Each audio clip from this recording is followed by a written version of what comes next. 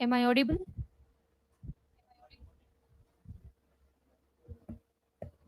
Hello. Okay. So, good morning, everyone.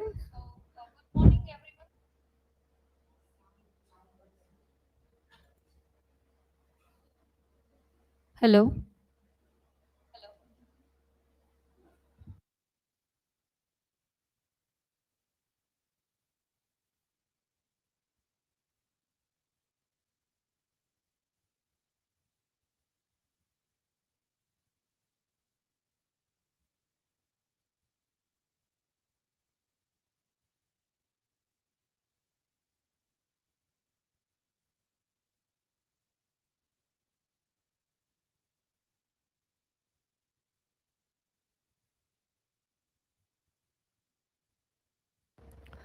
Good morning, everyone, both online viewers and the students present here.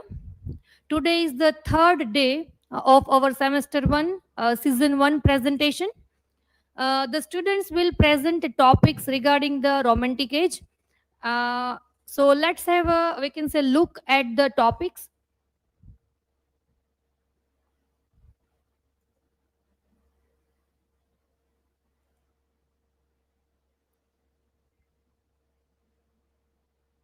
So in the morning session, we have students first Khushi Parmar on Gothic imagination and the romantic psyche.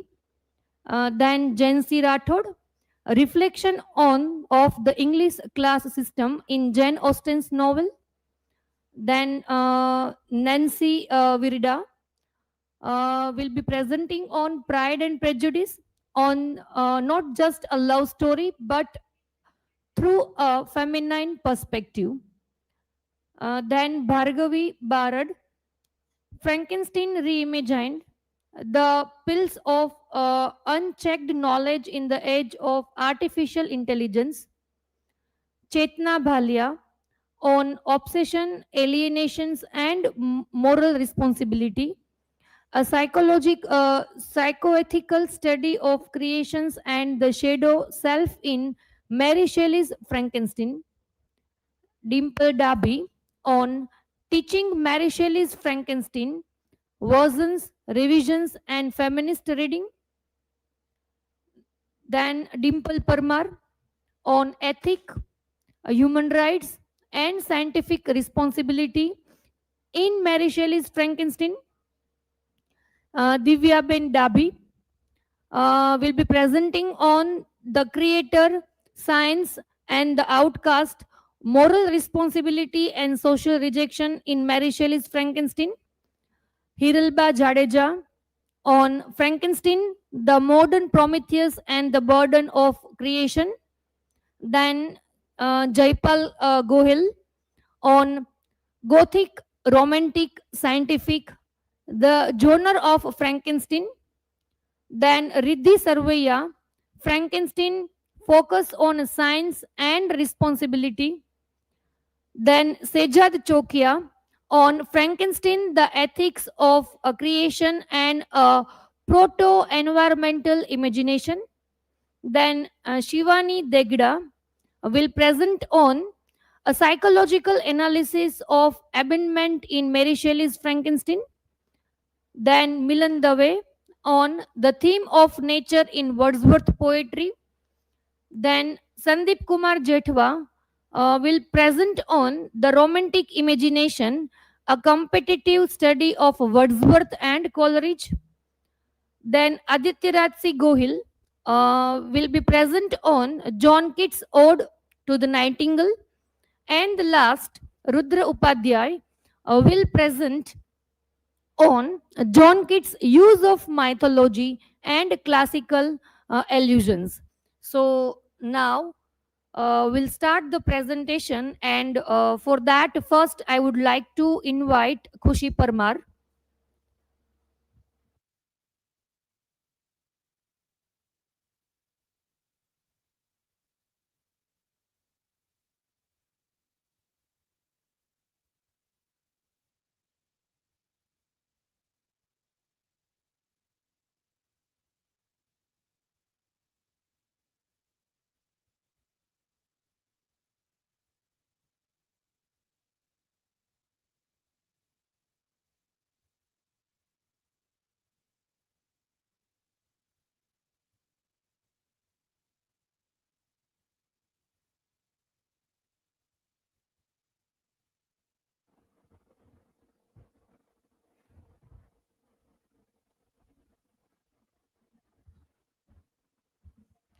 Good morning, everyone.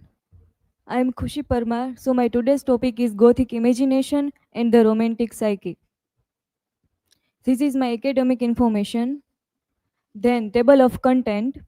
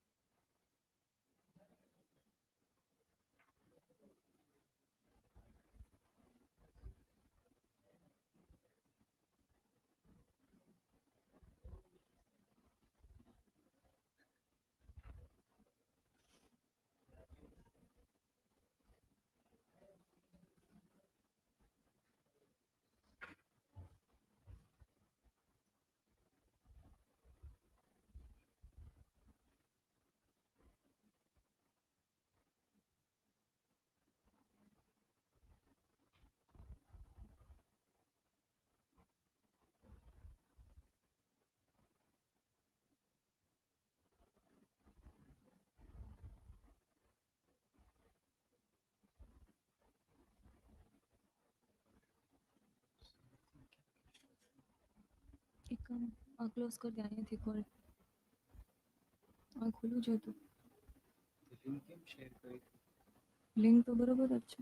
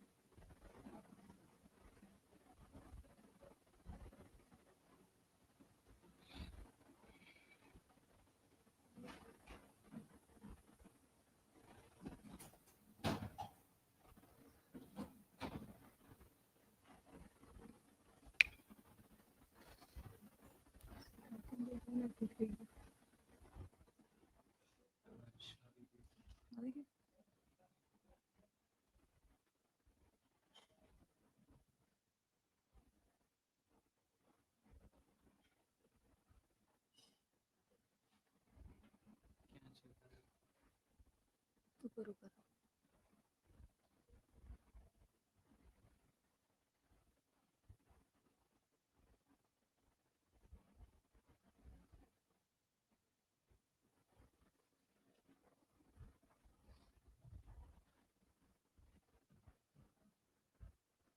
Good morning, everyone. I am KHUSHI PARMAR. So, today my topic is Gothic imagination and the romantic psyche.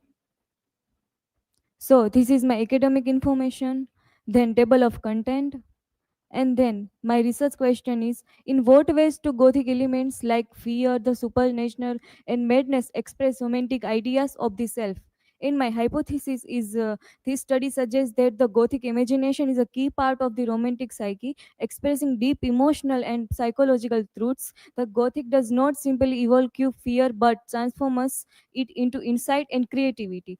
Through elements like terror, the supernatural, and the sublime, romantic writers use the Gothic mode to explore the mind's darker side, the struggle between reason and emotion. Thus, the Gothic imagination becomes a path to self knowledge and artistic awakening within Romanticism. Start with introduction. The late 18th and early 19th centuries saw the rise of two intertwined literary forces, the Gothic imagination and the Romantic psyche. While the Gothic dramatics, terror, mystery, and the supernatural romanticism analyzes these elements like as emotional and philosophical exploration of the self. The Gothic as emotional rebellion against reason emerged as a challenge to enlightenment, rationality, and moral rigidity. Prioritized passion, emotion, and mysterious over charity and order. Hume views Gothic not as a escapism but as a moral psychology through emotion. The Gothic voice thus anticipates romantic subjectivity and self expression. The Gothic is not interrational but it's emotion in excess. The Gothic sublime terror and transitioness. The sublime merges terror with wonder, beauty, and horror. Both movements use vast landscape and range to the sublime merges terror with wonder, beauty with horror. Romantic terror becomes a means of spiritual discovery. Fear leads the emotional expansion, confronting the self's limits. Then, fact, fancy, and the divided mind. Romanticism shares this duality, vision and reality coexist. Mary Shelley's Frankenstein illustrates the conflict between science and soul. The imagination becomes both creative and descriptive. The Gothic double mirrors the divided romantic self. Imagination is the Gothic trust a cost. Then, supernatural as a psychological allegory. The monstrous and a spectre reflect guilt, repression, and divided identity. The supernatural entails inner moral and emotional conflict. Fear becomes introspection, a lens into human consciousness. The supernatural thus transforms horrors into self knowledge. Then, gender and the Gothic psyche. The Gothic exposes gendered power and emotional representation. Female Gothic writers redefine terror as a moral and intellectual strength. The improvised or a haunted heroine becomes a symbol of resistance. Emotion in women's writing becomes a means of critique and agency. So we can say Gothic femininity depends the romantic exploration of identity. Then Gothic as a cultural mirror of romantic modernity. Gothic setting reflect modern anxieties, faith, science, and industrialization. Reigns and decay symbolize culture fragmentation. Emotional instability becomes a metaphor for social change. So, romantic Gothic holds a mirror to modern man's divided self. Then memory, madness, and the inner Gothic. The Gothic often portrays memory as a both haunting and healing. Romantic writers explored the mental instability as a poetic state. Through madness, romantic art expresses the limits of reason and identity. Then nature and the Gothic landscape of emotion. Nature in Gothic romanticism mirrors emotional turmoil.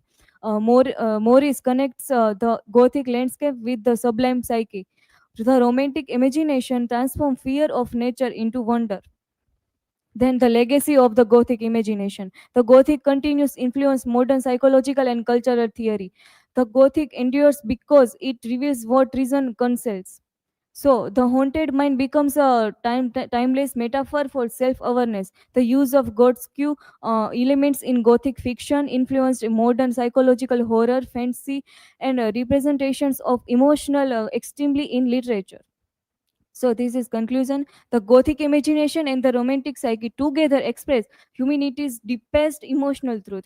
By blending terror with beauty and reason with imagination, these movements refine fear as a revelation and darkest form of a light. So, this is my resources. Then, thank you. Any question?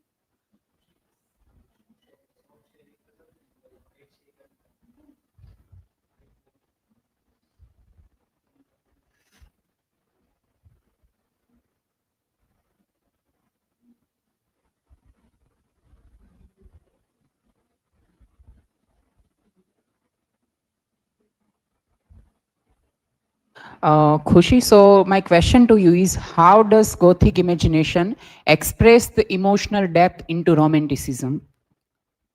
So, the Gothic imagination shows the intense emotional world, the romanticism through fear, passion, and wonder. It allows writers to explore inner conflict and the human vulnerability. Any other?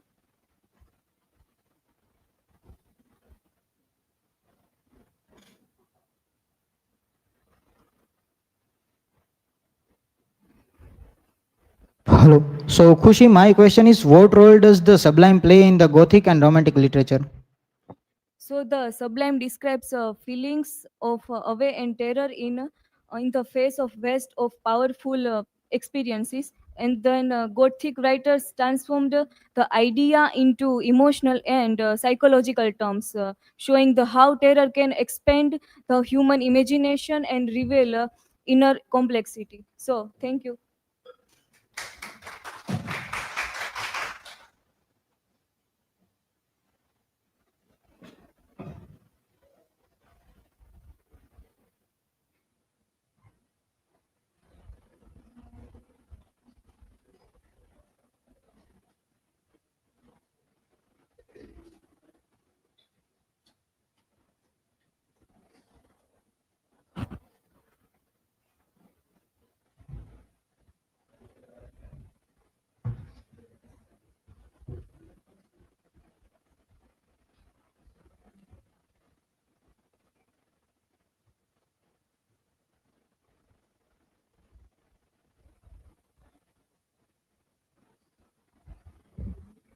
Hello. Hello everyone. Good morning.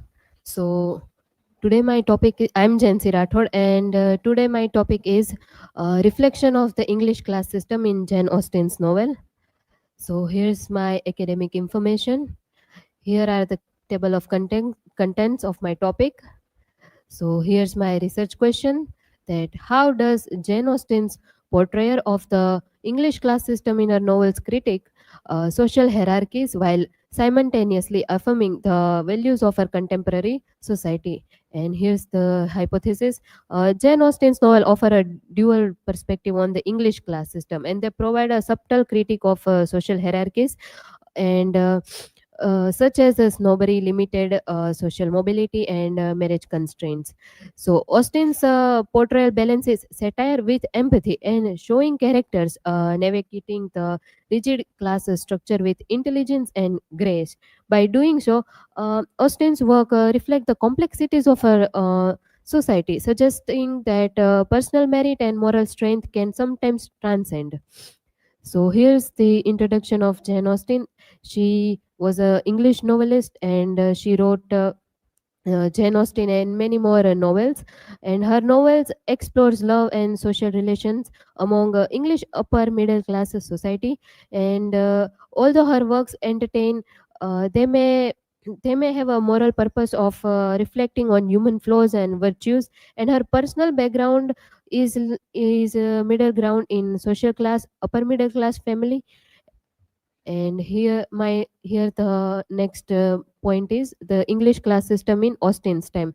So her novel reflect a highly stratified social system of late 18th century and early 19th century England, where class divisions were pivotal in shaping interactions, and the society was layered with rigid hierarchies.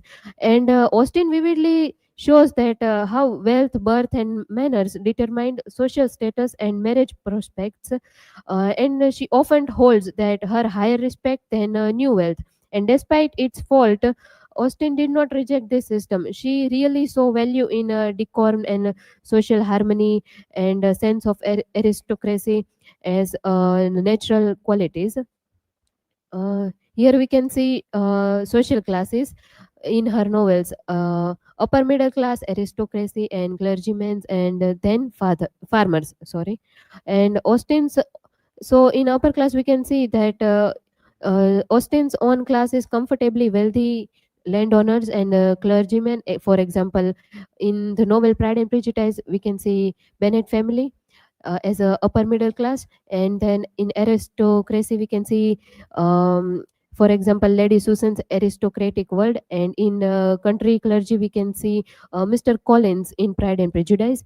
And in farmers and tenant farmers we can see, for example, Robert Martin in Emma, rejected initially by Emma Woodhouse due to class.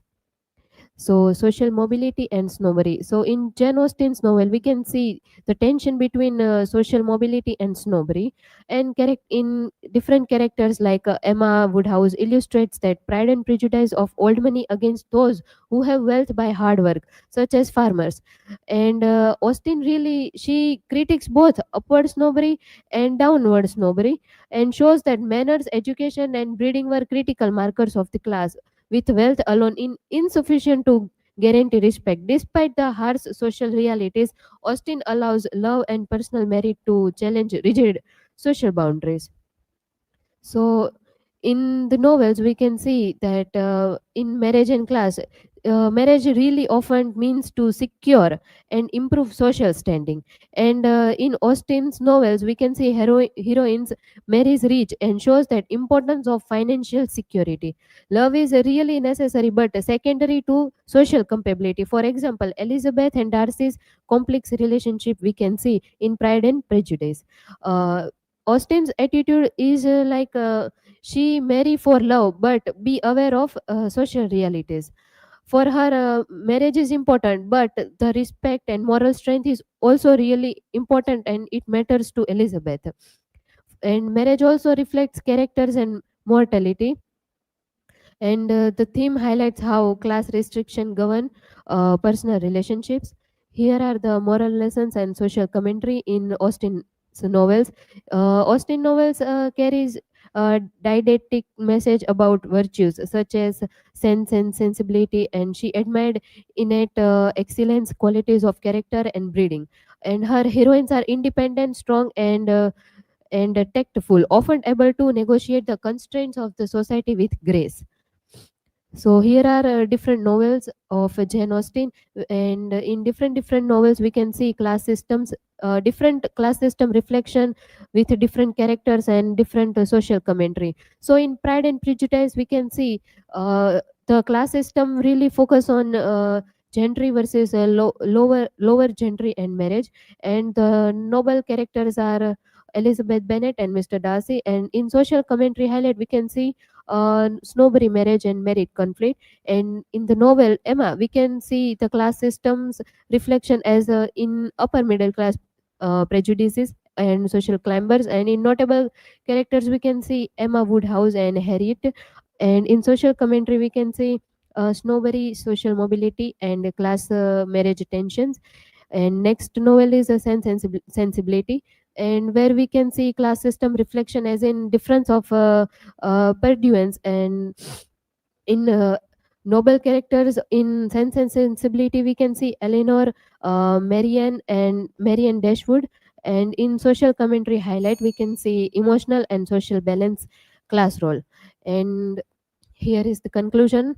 So Jane Austen's novel provide a reflection of the English class system in her era, and we can see neither condemns and nor idolizes society, but shows complexity and humanizes. And Austen really she has a balance of critic and convertism, offer valuable lesson on class, love, and society. So here are the resources that I used. Thank you. Any question?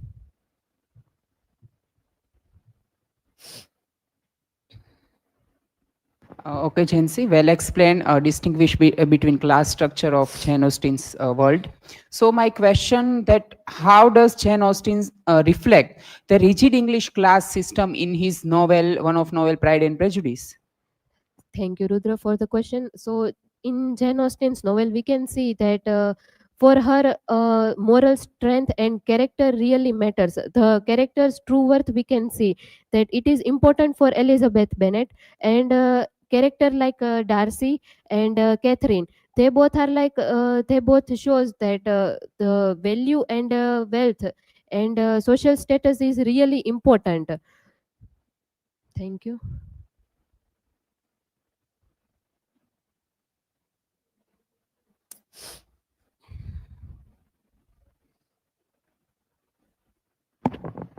So, JENCY, my question is, how does Elizabeth Bennet's attitude change the traditional class hierarchy? Thank you, Khushi. So, for Elizabeth, we can see that true worth is really important. That she really focuses on true love and everything. But for her, the social status is important, but not very much. For Darcy, we can see in the characters like Darcy and other characters for them, wealth and social status is really important to stay in the society. But for Elizabeth, we can see that she really focuses on moral strength, and for her emotions really there should be emotions. Thank you.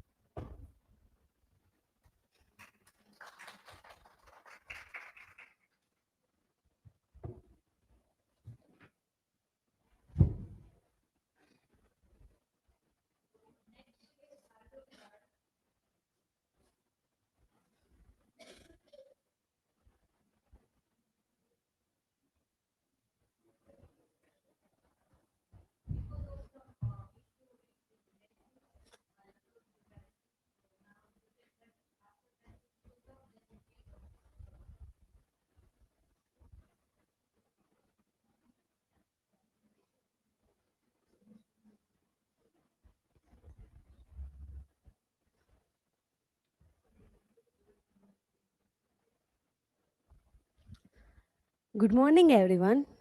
Today I will be presenting on Frankenstein reimagined the parallel of unchecked knowledge in the age of artificial intelligence.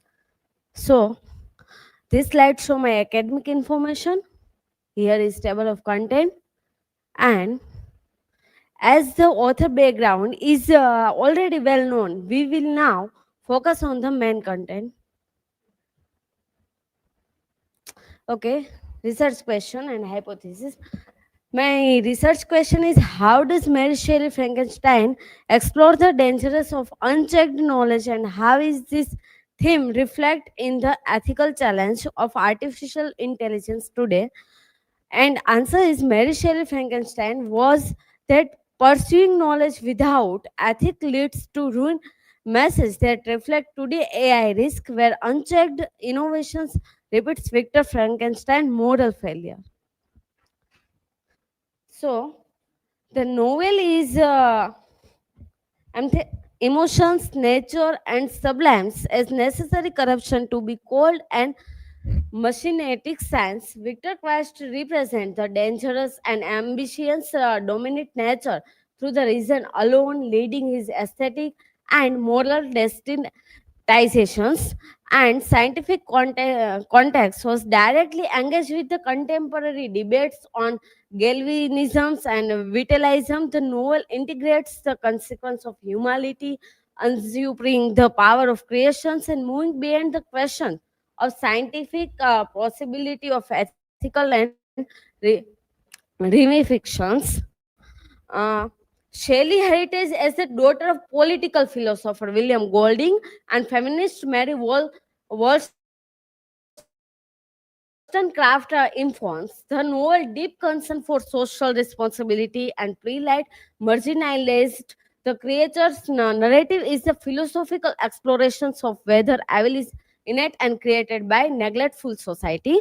The novel The Year Without Summer, present in 1860, and then the dangerous purist of knowledge, transgressive ambitions. Victor Christ symbolized the peril of seeking and knowledge that violate natural and ethical boundaries, framed as the destructive monomania. The ethical volume, the narrative demonstrate how decovering discovery from moral responsibility, inevitability, transfer creations into the destruction. This framework critically applies AI development and genetic engineering, where rapid the innovations continue to outpace ethical governance and oversight. Last, Shelley was warning, posit that knowledge without wisdom and power without compassion generate to catastrophic consequence of both creator and society. On this era, consequence of unchecked knowledge. Victor's transi- transitic ambitions systematically serve his connections of family, society, and his own moral foundation, demonstrating the unethical poorest knowledge inherently isolate the creator. The creatures embodies the dual consequence of ethical neglect, both the victim and the agents of retributions. These illustrations how creations born from intellectual pride become the autonomous and source of threat. And modern time, contemporary artificial intelligence directly mirrors these paradigms where algorithms and learning system development without robots ethical frameworks can produce the unpredictable society and destructive outcomes.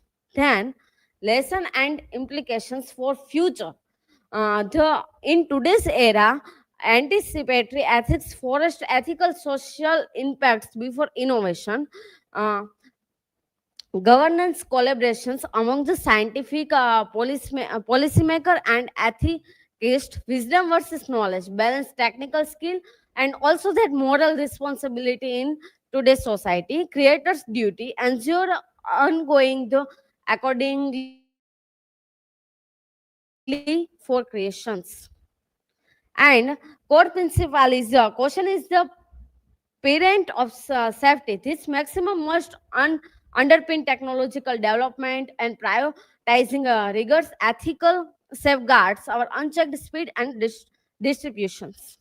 Then, when creation escaped control, the autonomy paradox, first one, Shelley's creature embodies the fundamental risk, creating the intelligence being that the developed agency beyond their creatures intact and mirroring the AI control problem in advanced machine learning system development.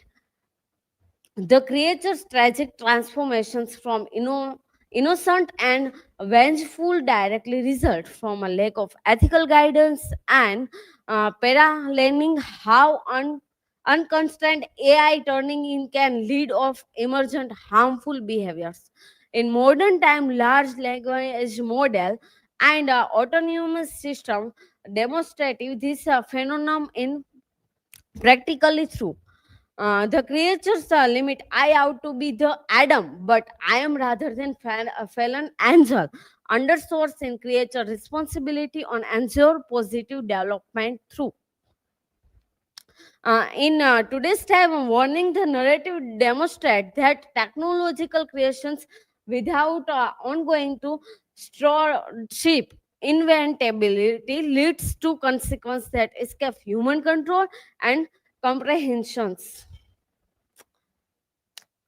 Integrating ethics, science, and society towards responsible creations. First means all act of creations, biological, technological, carry profound and inescapable social and ethical obligations for creator. The Frankenstein paradigms demands shifting from reflective oversight to anticipatory governance and region's ethical standard before the technological development, and caution is the parallel safety. So my conclusion is the profound meditations on ambitions, responsibility, ethical limits on knowledge, the desires of dominant nature when unbalanced by comprehension leads to isolation soon. In today time, technology progress in AI must be guided by empathy, consequence, and social responsibility. And Frankenstein is not a story against science, but against the misuse of science. And this is my reference. I get. Thank you. If you have any question, you can ask me.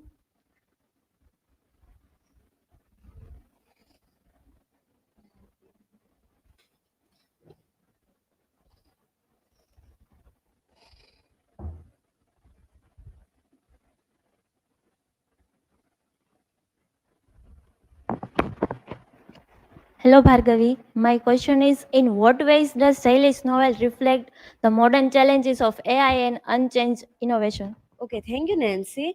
So, answer is of AI and unchecked innovations. The novel mirrored today's AI risk, where rapid innovations without ethical control can create a consequence beyond a human control. Just a Victor ambitions, unleashed monster he could not manage. So, be careful in today's era. Second one is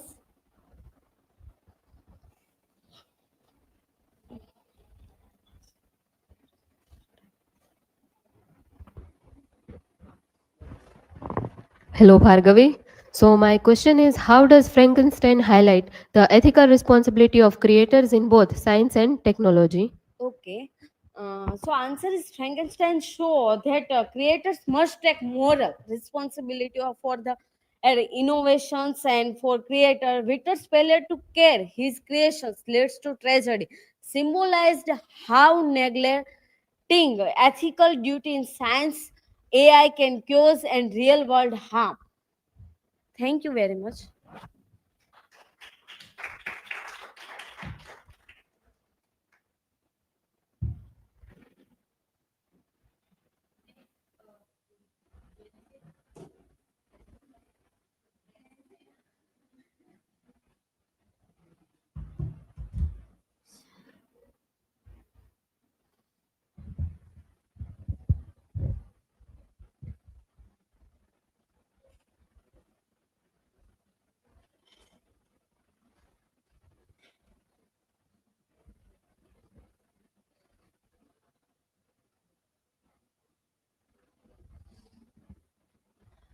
Hello everyone, very good morning. My name is NENSHIBEN and this is my topic Pride and Prejudice, not just a love story but through a feminist perspective.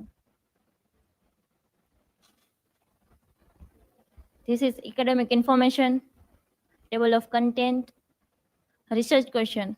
How does Jane Austen use Elizabeth and narrative strategies in Pride and Prejudice to challenge his societal expectations and portray feminist ideas in Regency England?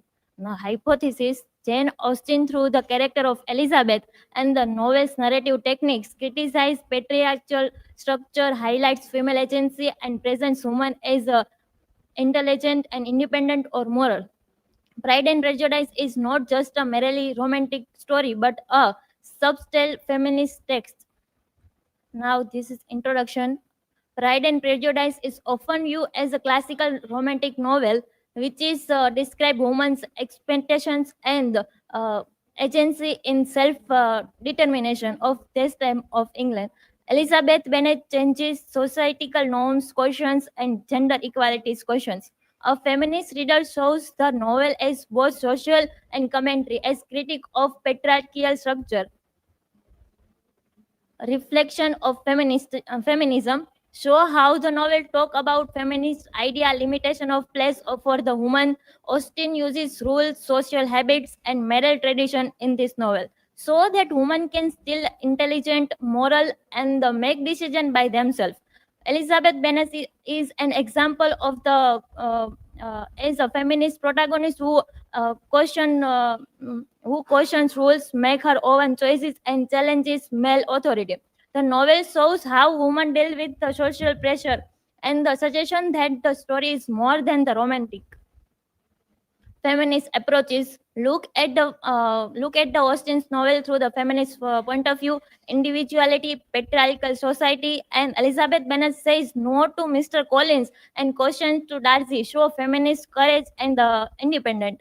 The novel shows how women think themselves, and Austen writing hidden the modern feminist idea for next generation, so that the woman can believe love, personal choice, and the social rules. The story encouraged readers to see women as strong, smart, and independent at that time of England.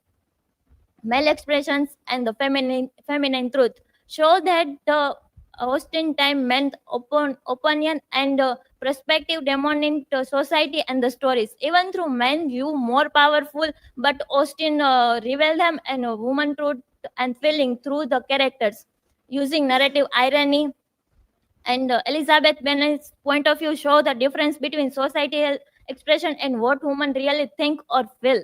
Austen gives women space in the story to speak, act, and think deeply, highlights how women can use their intelligence and reasoning, encourage readers to understand the struggle and the strength of the woman. Austen's storytelling make readers see how woman voice and choices in important, not secondary for the women's. Novel shows that feminine traditions. Novel shows that Jane is part of the feminine literary tradition of the 18th and 19th centuries. Even though her novel is not openly political but supports the feminist ideas, critiques marriage and the way of the woman to gain money or the security, not for just for the love. Highlight feminine intelligence, irony, and humor, thinking and activity independently, even with the society controlled by women of men. Position Austen as a fortuner or modern feminist writer demonstrate how women experience choices and voices are important in also literature. Encourage readers to look beyond the romance and see Austen as a writer who challenges social norms. Her novels help us understand how women navigate society while remaining smart, strong, and self-motivated. Elizabeth, a feminist heroine. Elizabeth is one of the most female character in English literature, and she represents women's independence and intelligence. Elizabeth refused marriage to proposal to Darcy and also argue with Mr. Collins and Darcy. Her wit, sharp judgment, and moral sense allow her to negative society situation cleverly and ethically. By standing up for herself and making her own choice, Elizabeth challenges the patriarchal norms in of her society. Her story encourages readers to reevaluate human's role in 19th century, highlights that human can be intelligent, moral, and development while still operating within a racist society ruled by men. Conclusion: Pride and Prejudice is not just that a love story, it is a novel that exposes human independence. Austen uses this line for irony, social commitment, and character perspective, which is told by Elizabeth to the Darcy. I am only resolved to act in the manner which will, in my own position, constitute my happiness. This line capture Elizabeth as a bold feminist figure in this novel. This is reference. Thank you. If anyone have any question, then free to ask.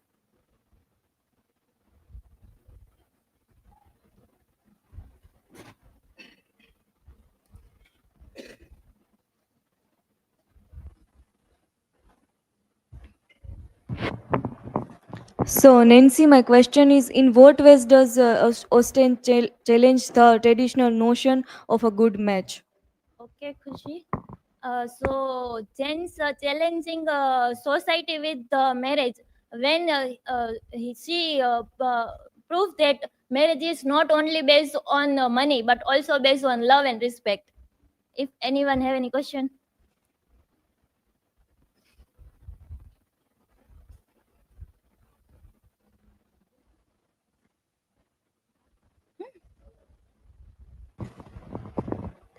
Hello, Nancy. So my question is, what role does self-realization play in the novel? Okay, so we have the both characters, Darcy and Elizabeth, who have a self realization, and Darcy changes pride to prejudice, pride for Elizabeth, and Elizabeth changes his prejudice for Darcy. Thank you, everyone.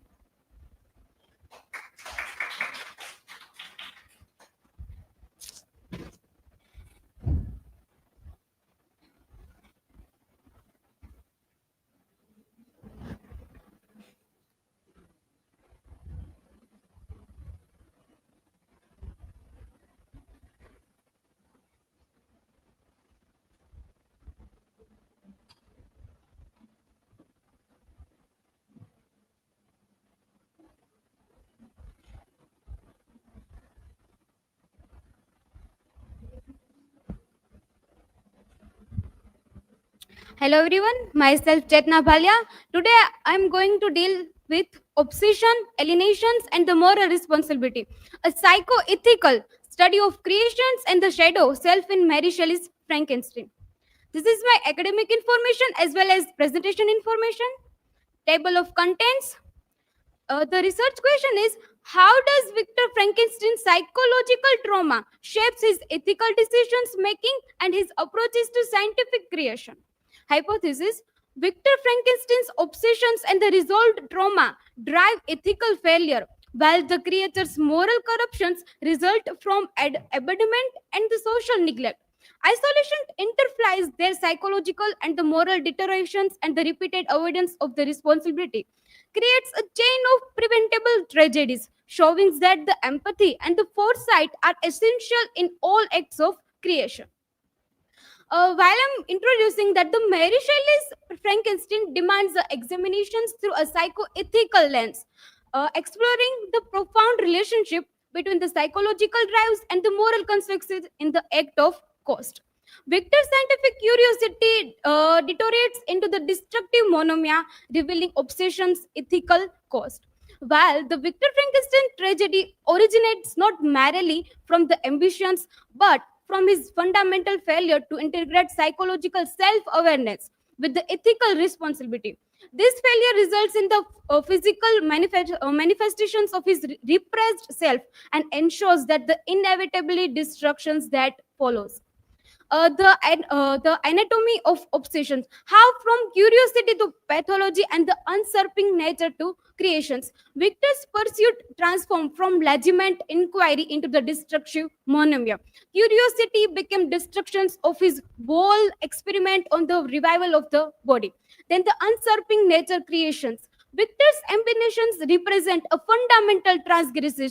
He attempts a usurpation of the female's power of the biological reproduction. He wants to reproduce without using female. He wants to artificially reproduce of the body. Methodology of isolations. How he isolated from his family. The solitary practices like Victor's working methods physically manifest his psychological isolations. His work in solitary chambers at a secret toil represent more than privacy. It demonstrated deliberate withdrawal from the human community and ethical accountability, creating the perfect conditions for the irresponsible creations. Choosing corrupted science. He uses science in every time with the false and with the unmoral way. Like Victor's preferences for unhallowed arts over enlightened science reflect his moral and intellectual confusion. Here you can see the charts that Victor Frankenstein, like, I shunned my fellow creatures as if I had been guilty of my crime. Psychological roots of ambitions. How psychology connect with his ambitions. The maternal wound. This is a very significant sense when his mother giving a birth during in the novel. So this, when while giving a birth, his mother is died that time. So Victor's driving obsession spring from the profound psychological trauma. It identifies his mother's death as a creating fundamental anxiety about the nature of creation. He is too much miserable that time while his mother is died, creating from deficiency. The experiment serves as the Victor's attempt to master morality intellectually because he cannot accept it emotionally. Creation is catastrophe, like the shattered dream and the shadow manifestation. What he manifestation, and it will turn into the destruction. The shattered dream, that Victor's moment of truth instantly become horror. This is a very most beautiful quote here, that the beauty of the dream vanished and the breathless horror filled my heart. The vast gap between idolized expectations and the contrast reality reveals his catastrophic failure of imaginations and the foresight. His shadow is himself, like the creation as a catastrophe. Catastrophe's term is that the disaster. How his manifestations, his experiment turn into the disaster. The primal ethical failure, abandonment as the parental crime and the imagination's deficiency. How Victor abandoned the monster at the birth time. We can also say that when experiment is successful, so it is the new birth from the monster. The creature's tragic awakening, how intent humanity revealed, and the educations of suffering. There is the one, creatures, when he said that I was the benevolent and the good, miserable made me fled. This is the cycle of the alienations, that the creature self-made prison. So Victor has self-made prison for him. It is not made by nature or other. Society's monstrous judgment, how society judge monster. The ethical crosswords, the creature's rational plea, like Shelley said that make me happy and I will again be virtuous. It is said by the monster, but Shelley is very connected with the monster's feeling. Moral rehabilitation is offered. As it identifies this as a victor's chance for the moral rehabilitation, creating a mate would require victors to finally accepted responsibilities. This is the final betrayed when the conscious is irresponsibility, that the victor's destructions of the female creator represent the deliberate, calculated rejections of the moral duty. And the point of no return. Now the term is the second, like more profound abandonment. This act transforms measurable despair into the untouchable vulnerabilities and ensures that conflict can only end in the mutual destruction. The inverted relationship, from creator to slave, Victor becomes slave at his creations, and the fatal symbiosis, that the word wonder identical solitary torment.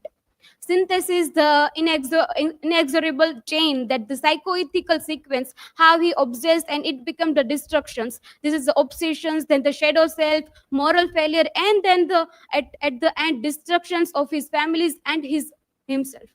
the preventable tragedy, that each ethical failure profound conditional for the next catastrophe. Here is I concluded my presentations that Mary Shelley's Frankenstein shows that unchecked ambitions and the unresolved psychological drives, when diverged from ethical responsibility, leads to catastrophic consequences. The creature embodies the result of the abandonment and the social neglects. Creations, whether of life, knowledge, or power, demands empathy, foresight, and the accountability. This is my learning outcomes. These are my references which I have used, and thank you. Now questions are welcome.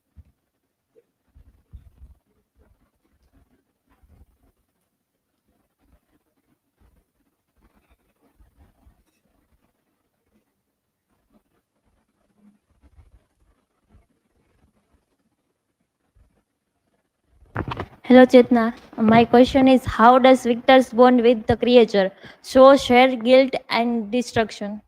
So the victor is not from beginning. He is not too much obsessed, but from starting to curiosity of the body revival. He when he knows that we can unnaturally or artificially we can made a body a revival or giving a life to the body. So then he went to the university and then he said that now I will definitely prove that I will do experiment, and I will definitely say that unnaturally, without any interference of the nature, I can experiment and I will be successful. So it is the obsessions of him.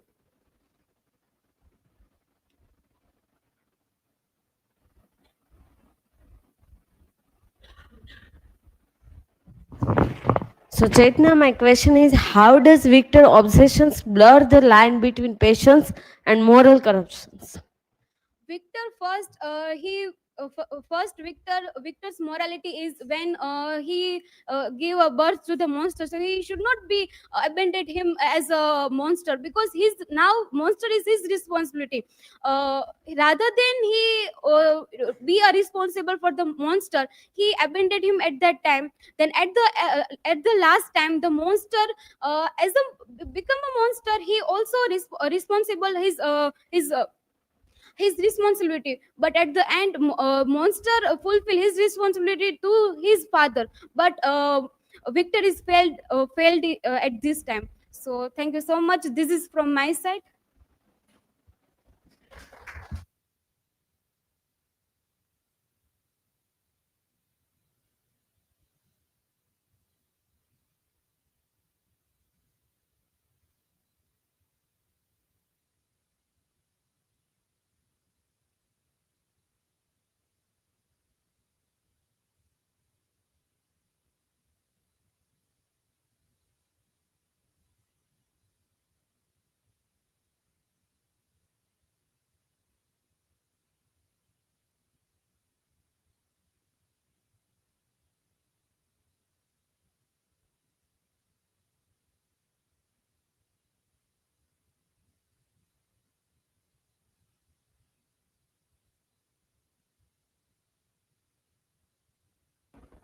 This is my research question.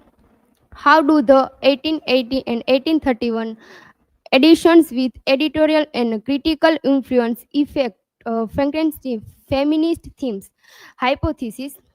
The 1880 edition shows strong feminist elements, while the 1831 edition weakens. Then, due to revisions and conservative influence. This table of content, this content we will be follow. Introduction. Mary Shelley, author of Frankenstein 1880, explore theme of creation, science, ethics, gender, and identity. The novel exists in two major editions and showing different tone and an idea. Comparing them reveals key difference in style, feminist perspective, and authorical intents. Then multiple version 80 versus 8031. The 8080 edition of Frankenstein is a shorter, lively, and show the strong feminist voice, while the 8031 version is a longer and more conservative. Elizabeth's independence in 1880 becomes passivity in 8031, showing how revision weakens to feminist tone. Then character changes. Victor say consistent but obsessive, and Elizabeth shift from to passive, showing changing gender roles. Then editorial influence. Editorial influence. Editors influence how Frankenstein is understood. Rigor restoration, Mary's authorship, MacDonald, and street feminism and debates over Percy Shelley's role and the true text. Feminist reading. The 8080 edition show Elizabeth agency will 8031 weekends feminist with Victor ambition reflective patriarchy. Then monstrous text. The novel Monstrous shaped by multiple authors and revision with Mary Shelley as a author, Percy Shelley as a editor, and a Rigor as a later interpreter. Then classroom pedagogy. Compared both editions, debate textually authority and feminist ideas, highlight editorial notes and variation, outcome students, literature dynamic nature. Then critical debate. Male critic like Regan and Bloom emphasize literary form, will female critics such as Mellor Mayors and highlight feminism and authorship, encouraging balanced in the independence evolution. Then conclusion. Frankenstein is a dynamic text, both additions and revision character feminism and editorial influence deeply understanding of Mary Shelley's version. So these are references, and you have any question, and I will answer.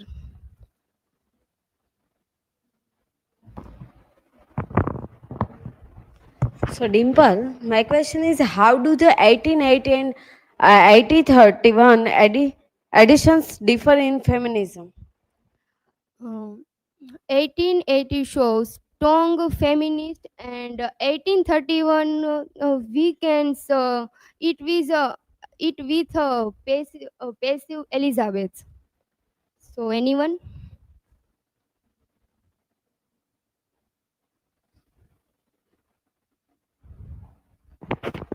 So, Dimple, my question is how do editors influence Frankenstein?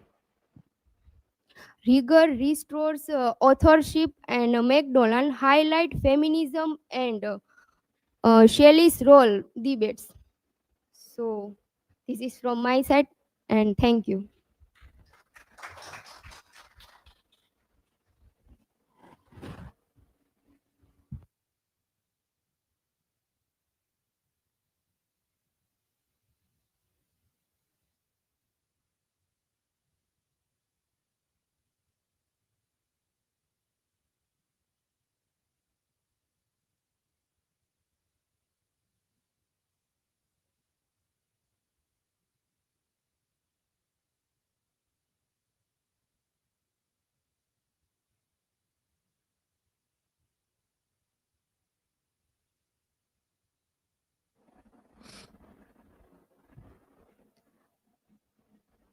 Hello everyone, myself Dimple Parmar, and my topic is ethics, human rights and scientific responsibility in Mary Shelley's Frankenstein. And this is my academic information, and this is table of contents, and my research question is how does Frankenstein explore the ethical consequences of scientific ambition and its impact on human responsibility, morality and social justice? And the hypothesis is Mary Shelley's Frankenstein reveals that unrestrained scientific ambition, when pursued without ethical foresight, leads to moral corruption and societal harm. Through Victor Frankenstein in his creation, Shelley exposes the necessity of moral accountability, empathy, and responsibility in scientific innovation, anticipating modern debates on ethics in technology and human rights. In introduction, Mary Shelley's Frankenstein explored the ethics, human rights, and scientific responsibility through Victor's reckless pursuit of knowledge. His ambition without morality leads to tragedy, isolation. Shelley warns against human arrogance and highlights the need for compassion and accountability in science, a message still relevant in today's age of technology and innovation. And this scientific ambition and ethical responsibility. Victor Frankenstein experiment illustrate the danger of pursuing knowledge without ethical oversight. Science in Frankenstein acts as a double-edged sword capable of both creation and destruction. The novel emphasizes the necessity of creators to take responsibility for their actions. Ethical accountability is central, highlighting the societal and environmental consequences of scientific innovation. These themes remain relevant in contemporary discussion of scientific ethics and responsibility. And then mythological influences of Promethean archetype. The Frankenstein can be interpreted as a modern retelling of the Prometheus myth. Victor Frankenstein represents the archetypal figure who overreached human limitation. The mythological framing emphasizes human ambition, moral boundaries, and ethical consequences. Promethean symbolism acts as a cautionary tale about the danger of accessing ethical limits. The novel highlights the inherent risk of striving beyond human capacity. And then moral complicity and human nature. The novel explores moral complicity with character facing guilt, responsibility, and consequences. The creature suffering reflect the effect of isolation and societal neglect. Shelley critiques human ethics through the creature experience. The text raises questions about empathy, moral duty, and human relationship. Ethical dilemmas emerge when ambition is pursued without regard for others. And then human rights and societal exclusion. The creatures symbolize individual, marginalized, and excluded from societal recognition. Frankenstein critiques the limitation of early human rights frameworks and societal norms. The novel emphasizes the importance of inclusion and moral responsibility toward the other. Recognition, acceptance, and justice are essential for ethical societies. Shelley highlights the consequences of systemic exclusion. And then environmental and societal implication of science. Nature in Frankenstein acts as a force of retribution, reclaiming humanity's transgression. The novel symbolizes the environmental consequences of unethical scientific pursuit. Shelley's narrative anticipates modern debates, bioethics, and environmental responsibility. Unchecked ambition in the novel leads to ecological and social disruption. And then ethical lessons and relevance today. Frankenstein serves as a cautionary narrative encouraging ethical reflect in science. The novel emphasizes foresight and responsibility. A lesson applied to modern issues in human rights, social justice, and stewardship and technology. Debates on AI, biotechnology, and genetic engineering resonate with the novel ethical concern. Scholars highlight the Frankenstein framework for understanding the societal consequences. The role of isolation in ethical and moral decisions. Victor Frankenstein's self-imposed isolation amplifies his moral blindness and ethical negligence. The creator isolation highlights the societal failure to provide empathy and recognition. Shelley demonstrates that social emotional disconnection exhibit unethical choice. Isolation functions as both literal and symbolic device, reflecting consequences of ambition without responsibility. Science vs. nature ethical limits. Frankenstein considers the human technological ambition with natural laws and limits. Nature punishes transgression, emphasizing environmental and moral consequences. The novel encourages a balanced approach, innovation tempered with respect for ethical and natural boundaries. Frankenstein is a modern myth. Frankenstein has become a modern culture myth symbolizing the tension between science and ethics.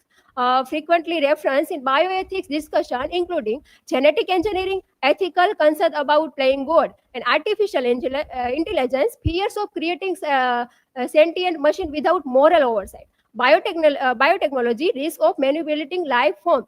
The myth warns against unregulated scientific progress outpacing ethical and social controls.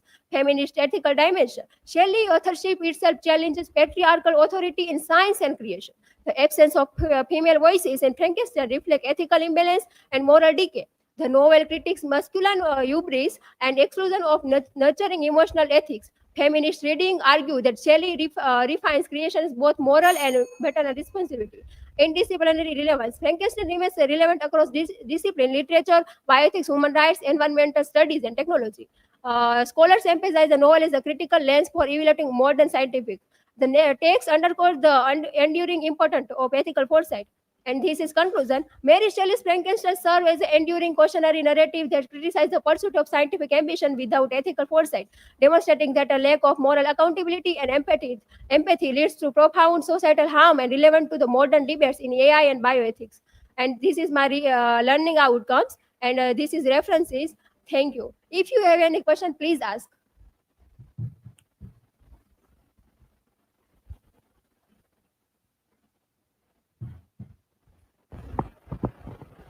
So, Dimple, my question is, what moral lesson does Shelley teach about scientific ambition?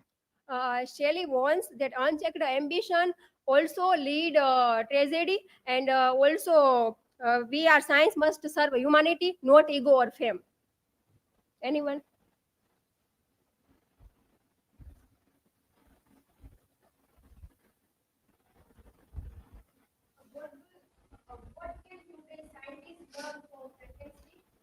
Scientists also follow moral awareness, and also discourage should human dignity, and also respect other, and also environment. Thank you. This is my side.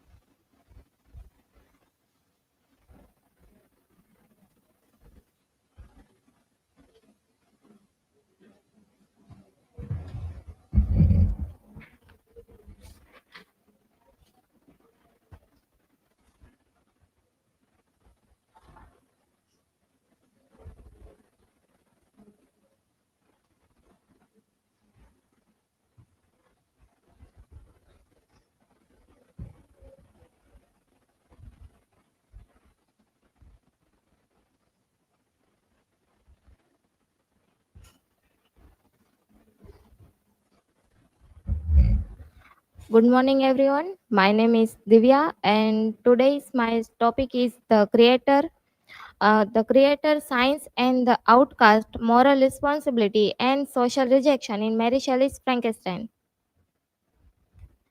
Here is my academic and presentation information.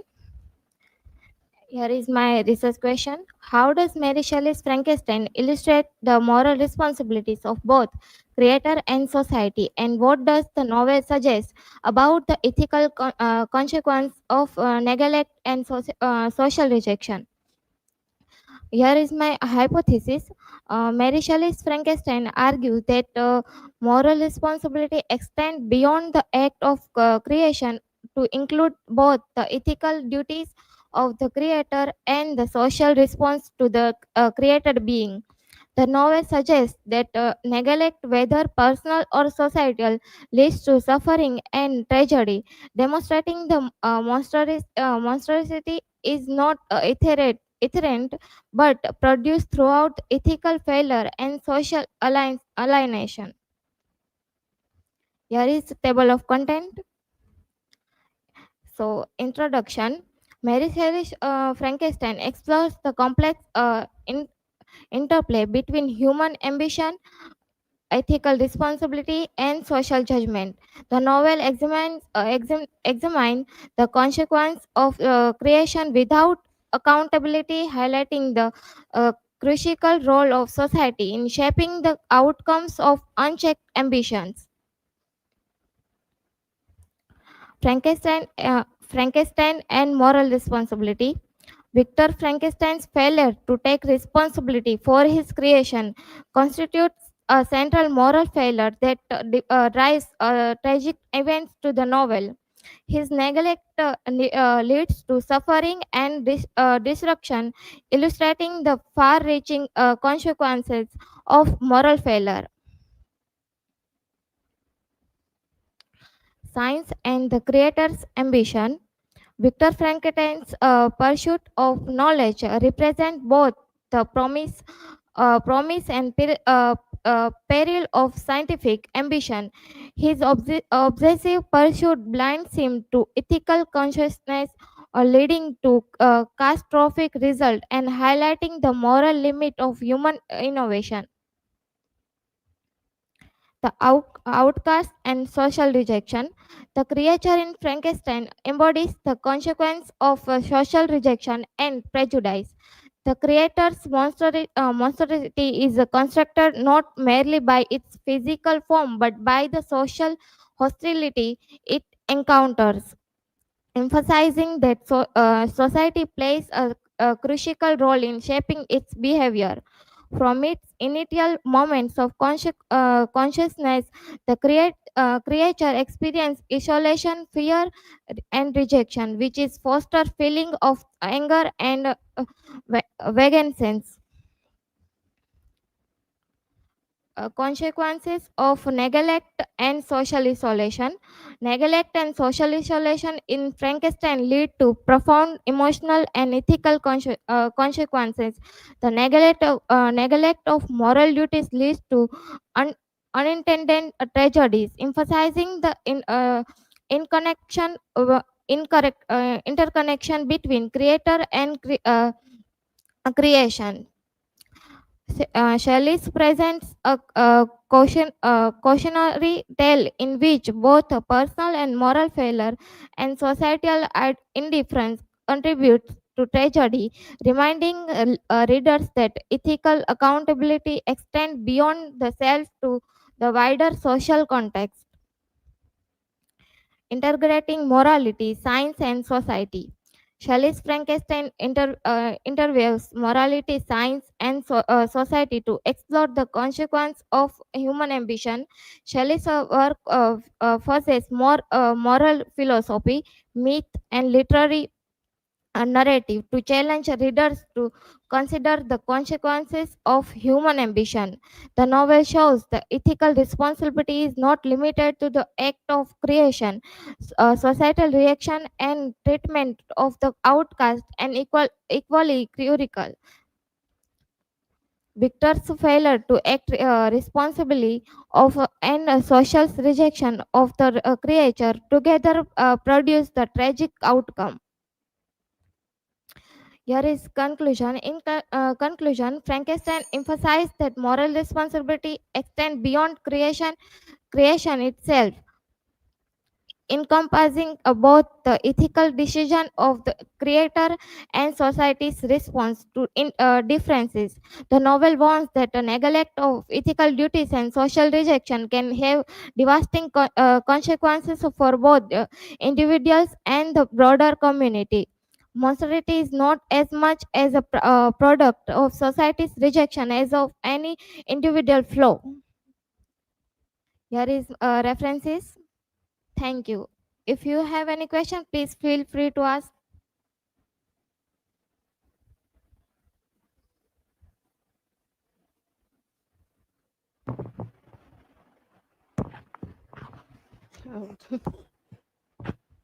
What is the significance of creature's character in the novel? Thank you for your question. Creature's character in the novel symbolize of consequence of social rejection and prejudice, highlighting the importance of social responsibilities. Anyone else?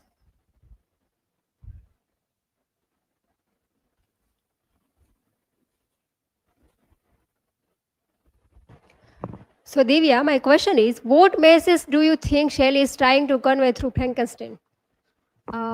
Mary Shelley trying to convey that our small action can lead to a more tragic end. In a novel, we can see Victor failed to take responsibility of his creation, and then that's the main point that leads to a novel tragic end. As we can say, villains are not born, but they are made by our actions. Thank you.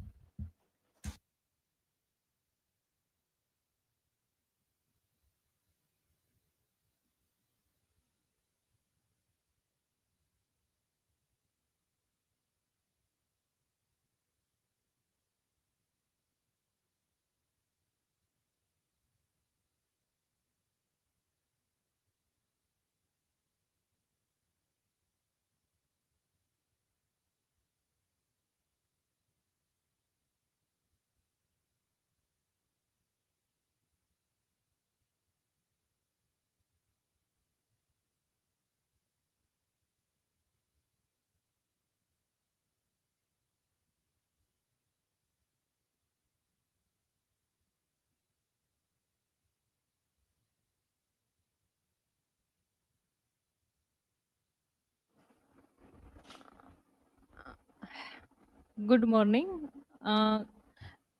My topic is that Frankenstein, the modern Prometheus, and the burden of creation. This is my academic information. This is table of content. Introduction. Frankenstein or the Modern Prometheus was written by Mary Shelley, first published in 1880. Uh, the work is considered a pioneer in its genre and explores profound themes of science, creation, and identity. My research question is that how does Mary Shelley's Frankenstein or the Modern Prometheus utilize the romantic narrative structure and the myth of Promethean hubris and to shift the burden of moral culpability from the physically deformed creature to Victor Frankenstein, the self-absorbed creator. And hypothesis is Victor Frankenstein bears the greater ethical responsibility for the tragedy. His immediate abandonment and neglect of his sentience creation and act characterized in the novel as a rebellion against moral obligations between father and son is the primary catalyst that transform the creature's initial innocence into monstrosity. About the author, we all know about this author and historical background, the age of scientific inquiry and revolution, subtitle The Modern Prometheus.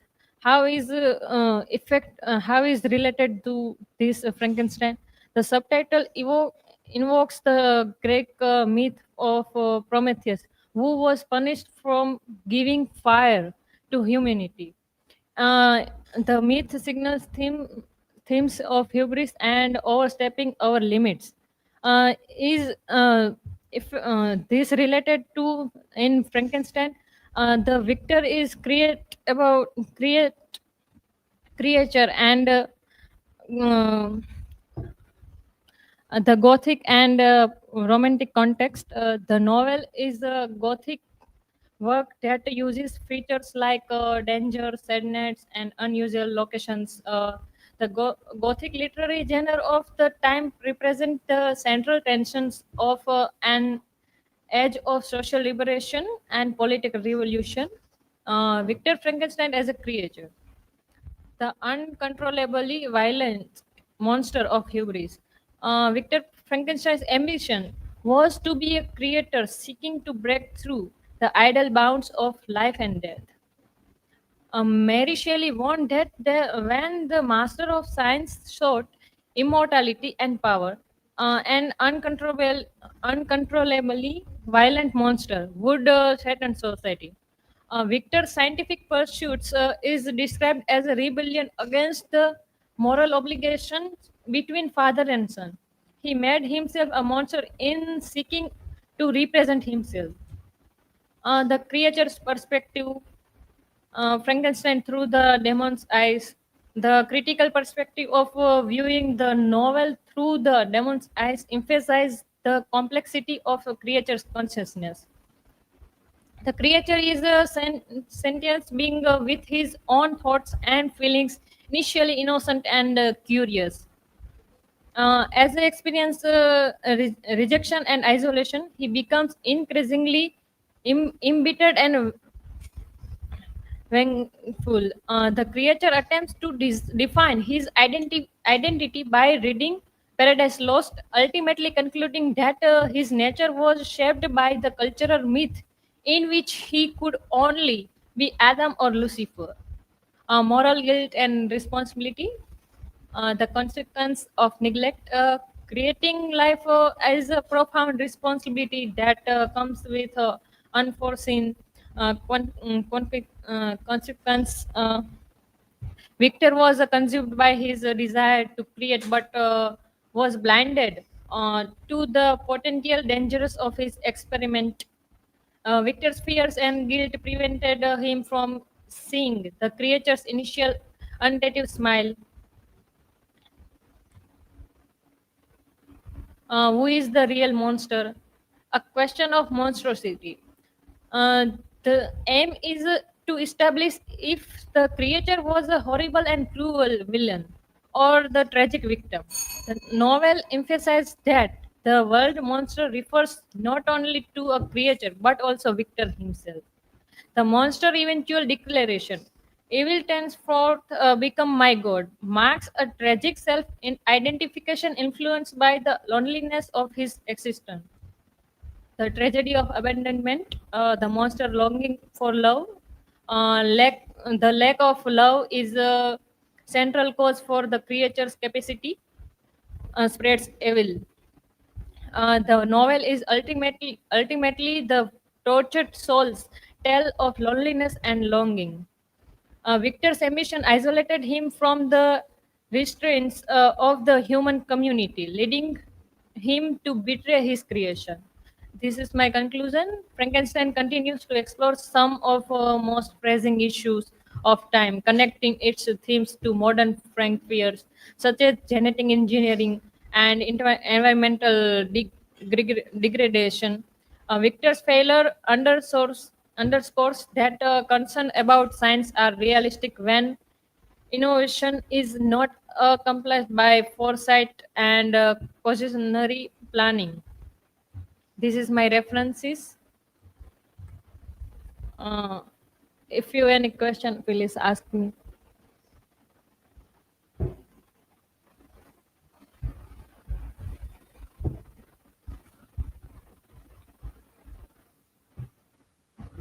So, Hiral, what is the central moral responsibility explored in Frankenstein? The novel highlights the duty of the creator towards his creation. Uh, Victor failed to care of care care for the creator shows how neglect and selfishness lead to tragedy.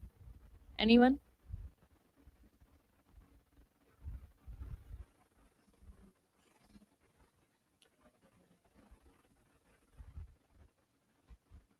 So my question is, what role does abandonment play in the creature's transformation? The creature being innocent, but Victor abandonment and society rejection make him bitter. Thank you. This is for my side.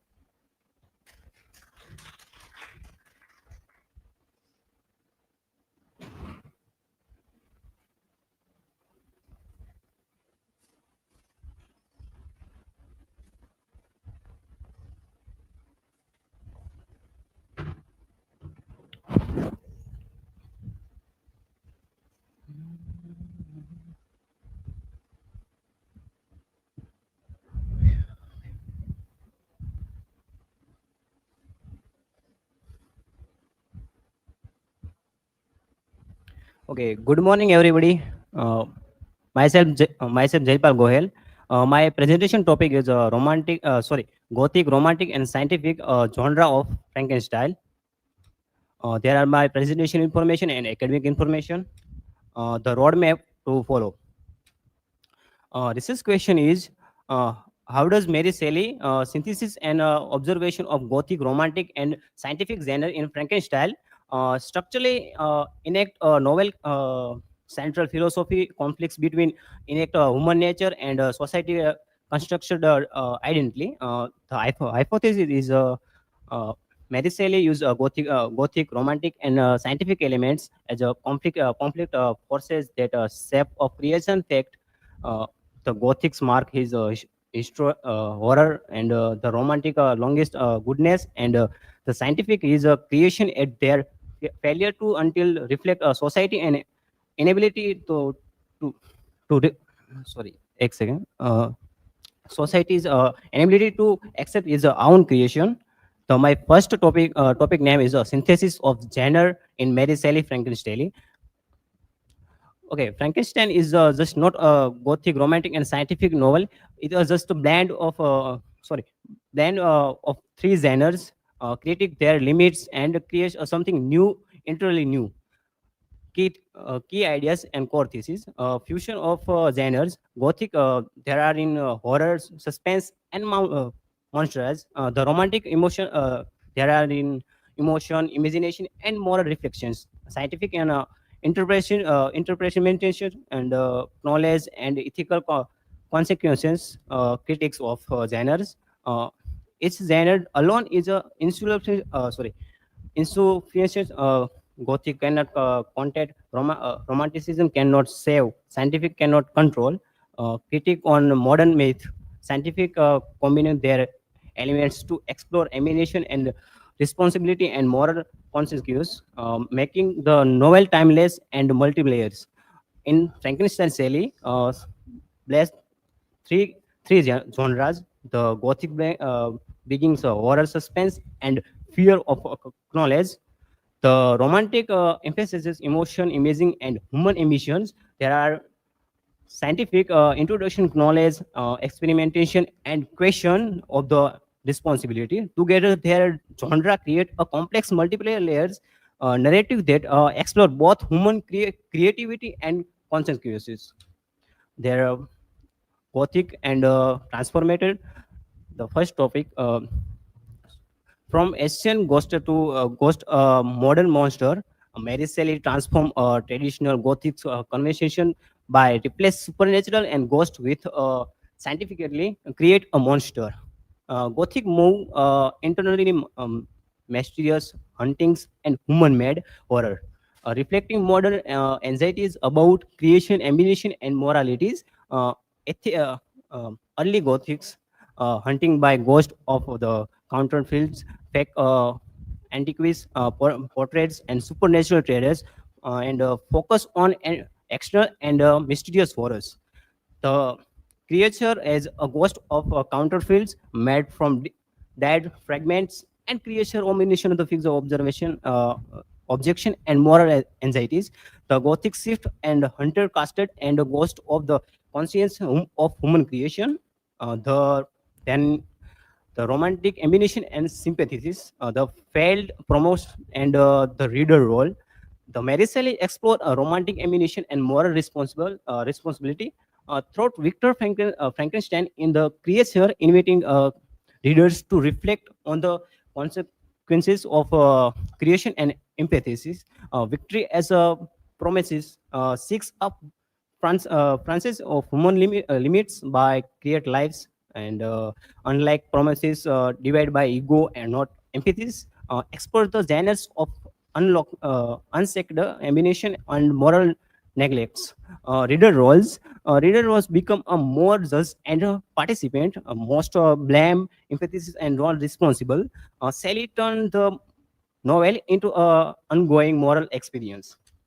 Then the scientific two victors, what saves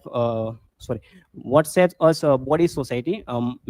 Mary Shelley explore how human development and identity are shaped by both innate equality and society influence, create a tragic tradition in Frankenstein. Jonathan are give two physical currencies, mysterious victors and body and minds. That creation, understanding, and identity develop from physical body and sense. The second physical conscience, ideological and victors. There are societal and individual ideas. The creature is shaped by society and judgment and prejudice. The process, internal value and labels of improves on individual. The example, like rejected by village and delegible family from prisons become a monster thoughts and society rejection. Okay, there are synthesis of monster objection, where all genre collide. This point illustrated novel genius, how the focus on the Gothic's romantic and scientific elements result in a single protect and fingers a monster of objection. There are different Christeva, and there are objection across genres. First, Gothics, they are representing a horrifying other, and romantic is a rejection self, and scientific is the fail of products. Walking symbols, creation become a walking symbols is society, fear and rejection, represent moral society and accident. Excited. Sally use the creature synthesis multiple genres, showing how horror, emotion, and scientific responsibility interest. There are conclusion. Frankenstein is a foundational work because it was Gothic horror to explore romantic question about emanation and isolation through a scientific lens of creation and ethics. This scientists overcome its genre to create a timeless modern ethic about responsibility and dangerous of knowledge without morality. Um, there are learning outcomes and there are references. So thank you. If you have question, you can ask me.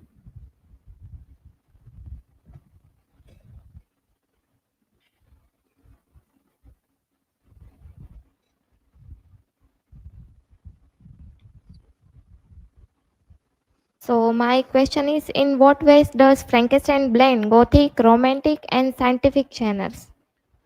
Okay, thank you. Thank you for question. The question answer is a Frankenstein mix Gothic horror and romantic ideas and scientific. Sorry, there are scientific inquiries. They are creating a story of one's single course and make a genre. Okay. Yeah.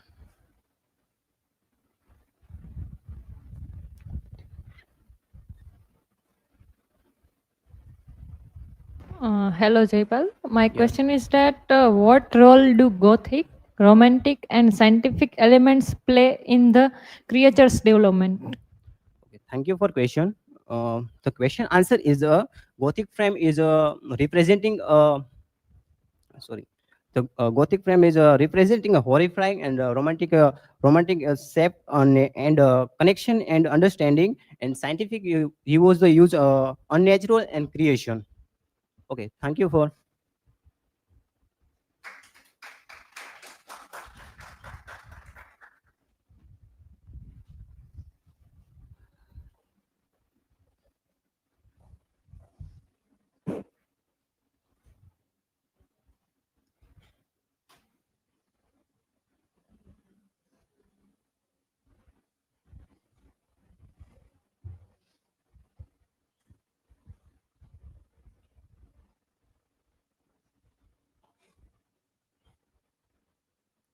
Hello everyone. Good morning.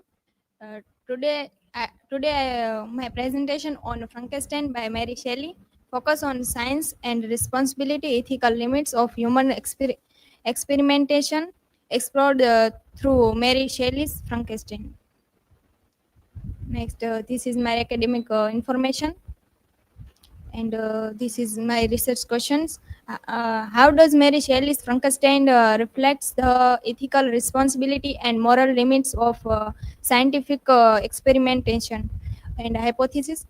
Mary Shelley's Frankenstein portrays scientific ambitions as a double-edged force capable of great progress, but also of great destruction when understrained by ethical responsibility. Then next, introduction. uh, Science has the power to transform humanity, but it also carries profound ethical responsibility. Mary Shelley's Frankenstein is one of the earliest and most powerful critic of unethical scientific ambition. Mary Shelley's Frankenstein illustrate the dual nature of scientific discovery, a source of progress and peril. Shelley anticipates modern debates about ethical responsibility, warning that ambition without empathy or moral foresight leads to human and social harms. Then next, Victor Frankenstein and his irresponsibility, responsible, and his irresponsible science. Victor embodies the dangers of science without moral reflection. He isolates himself, hides his work and ignores the potential consequence. Once the creature is alive, Victor abandons his creation, showing a lack of responsibility. Shelley illustrates how neglecting ethical duty lead to suffering and destruction. Victor's failure is ethical, not scientific. His disregard for moral responsibility after creating a life reveals the danger of pursuing discovery without empathy, reflection, or care for the consequence of one's experiments. Then next, responsibility beyond creation. Scientific responsibility does not end with a discovery; it includes care for outcome. Victor fails to educate, guide, and integrate the creature into society. Scientists must anticipate the consequences and engage with the social impact of their work, emphasize that true responsibility continue beyond discovery. Victor refused to guide or care for his creation, demonstrate the necessity for scientists to anticipate the outcome, consider social impact, and maintain accountability for their innovations. Shelley's message: the creation without responsibility is not progress; it is a danger. Then next, ethical boundaries in experimentation. Victor crosses natural and moral boundaries by creating life from dead matter. Shelley shows that just because science can do something does not mean it should. Responsible science involves collaboration, peer review, and transparency, all absent in Victor's secretive work. His solitary pursuit contrasts with ethical scientific communities. Nicholas argues that Victor's secret solitary work violates essential ethical norms of scientific practice by exceeding natural limits and ignoring peer responsibility. Shelley shows how ambition without collaboration and moral oversight and dangerous humanity's moral and physical safety. And next, modern relevance. The ethical dilemmas in Frankenstein mirror today's debate. Uh, Both side genetic engineering and artificial intelligence, human cloning, and synthetic biology. Scientists today will still use the Frankenstein myth as a warning about public fear and ethical overreach. The novel argues scientists to balance innovation with responsibility. Shelley's warnings about moral responsibility in innovation remains vital today, urging that science be guided by transparency, empathy, and social accountability. The next, critical reflections. And Shelley's warning remains timeless. We must not play God without understanding the consequences. Then next, conclusion. Frankenstein warns that scientific power without moral responsibility leads to harm. Victor's secrecy, abandonment, and failure to foresee consequences show what irresponsibility science look like. Ethical science requires for side transparency, accountable ability, and empathy before, during, and after experiments. Mary Shelley's Frankenstein is a timeless discovery. Without responsibility become disca- destructive. Victor's actions, his isolation, secrecy, and abandonment of the creature illustrate the ethical failures that modern science must avoid. The novel urges, urges humanity oversight and care for consequences. Next reference. This is for my reference, and thank you. And any question?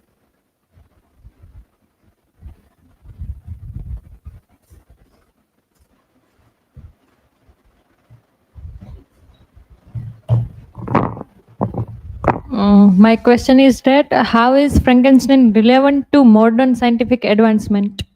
So, Shelley's Frankenstein reflects today's ethical challenge in a field like cloning, genetic engineering, and artificial intelligence. It reminds us that science must always be guided by moral responsibility to prevent harm and misuse.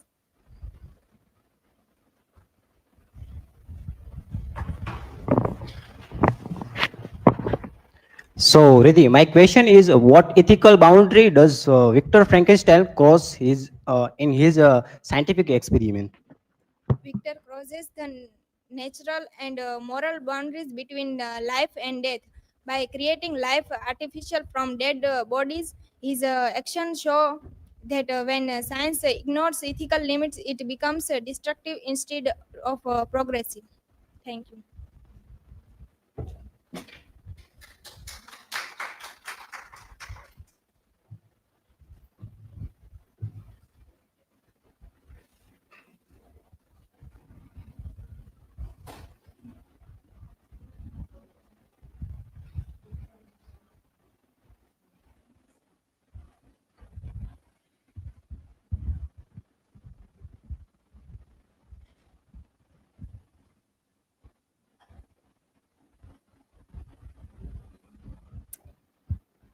Hello everyone, I'm Sejat Chokya and today I'm going to present on Frankenstein, the ethics of creation and proto-environmental imagination.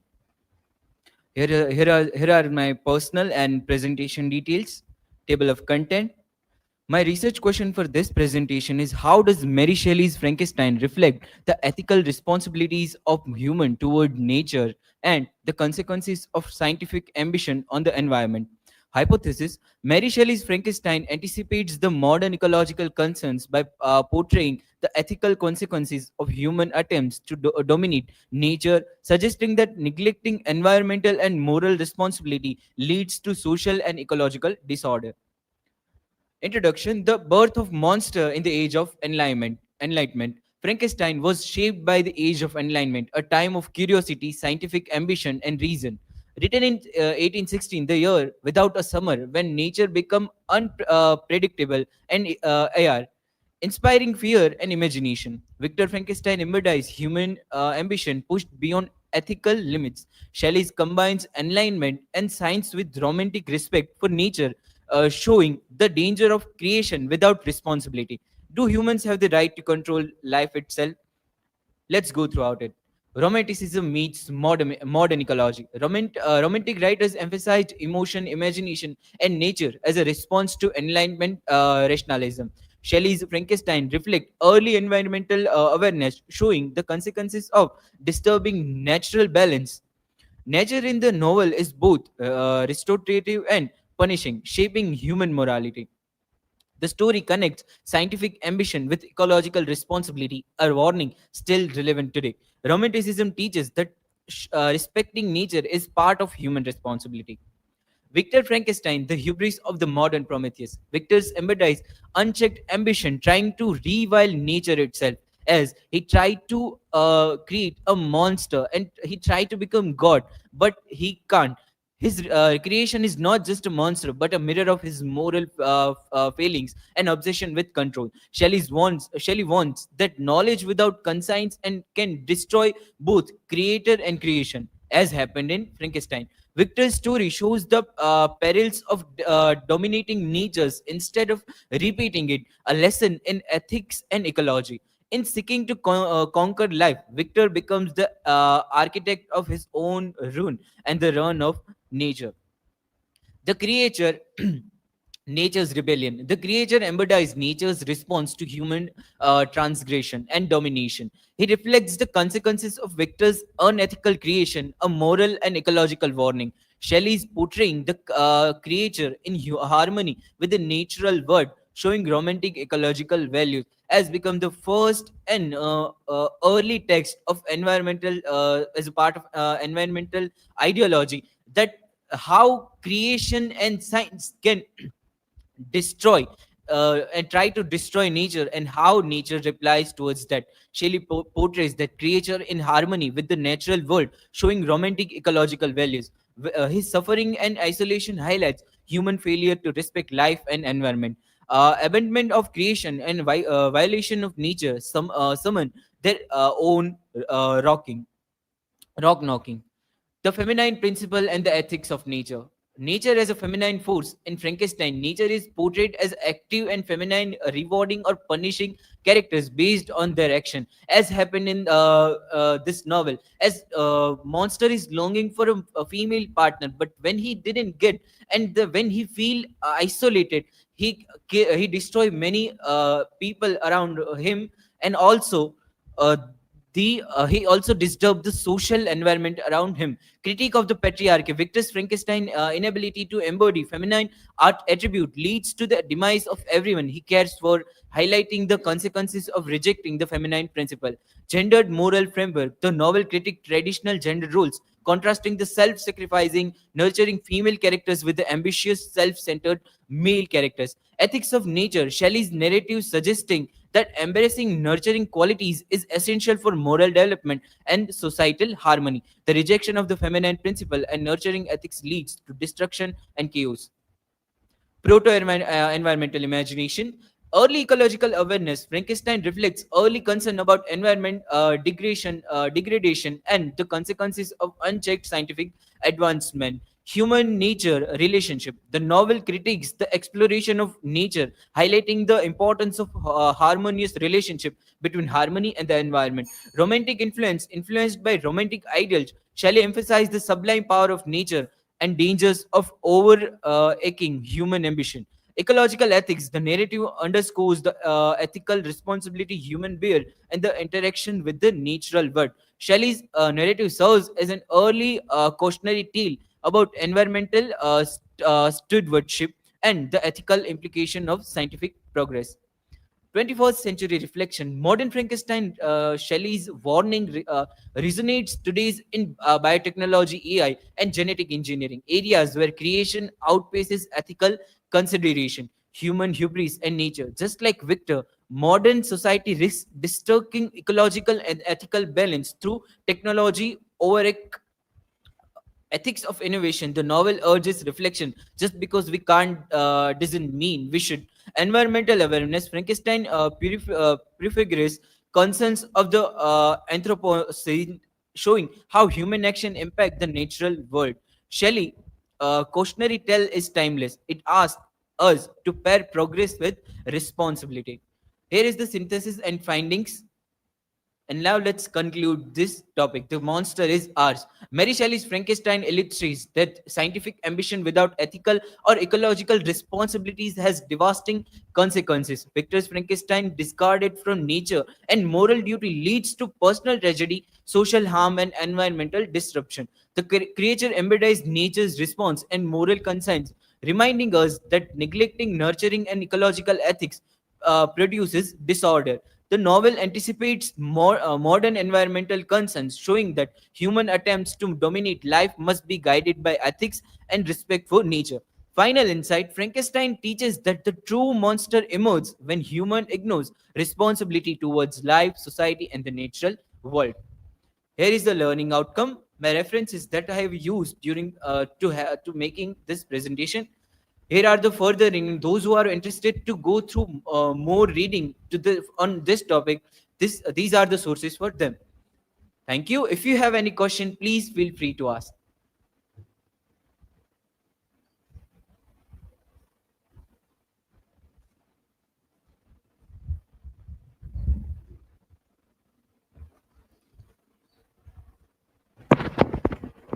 So, Sejal, my question is, how does Frankenstein anticipate modern environment issue even thought it was right in 19th century? Okay, thank you, Jaipal, for the question. As Mary Shelley described human ambition through this novel, that how human ambition and curiosity can disrupt many things, as happened in the novel. That when Victor tried to lead nature and try to overcome nature, these things leads towards his destruction, as happened in today's world. The technology without ethical responsibilities become more dangerous, as technology without humanity is dangerous. That it leads us towards global warming and many other ecological harms.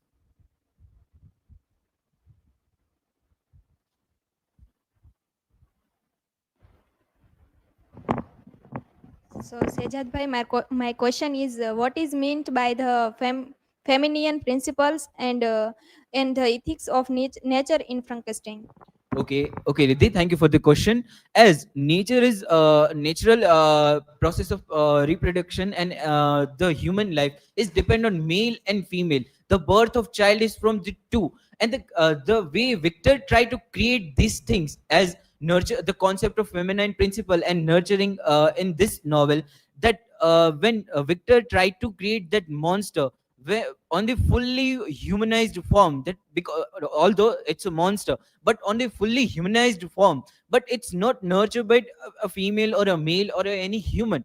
That's why it leads to an action that the way these two gender, male and female, are the is the balance of nature, that these two gender are balancing the nature and the creation of nature balancing. Thank you, this is from my side.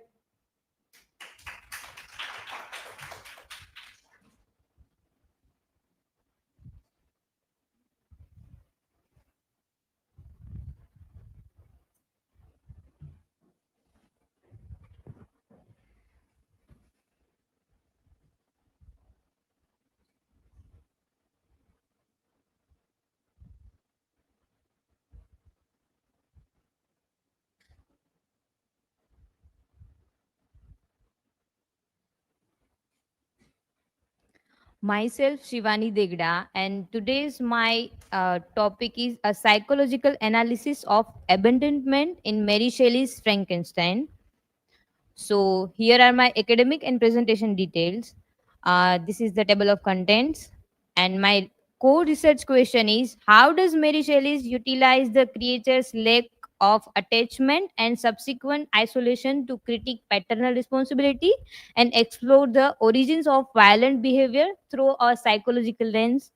And hypothesis would be the creature destructive actions are not innate but are a form of a maladaptive coping resulting from the primal trauma of abandonment. This directly validates the nurture argument over the nature and positions Victor Frankenstein as the initial source of pathology. Beyond the monster, the critical lens. Mary Shelley's Frankenstein is not just a critique of scientific ambition, it is a powerful study of relational trauma. The creature's violence stems from paternal rejection and societal abandonment in understanding how broken human connections shape identity.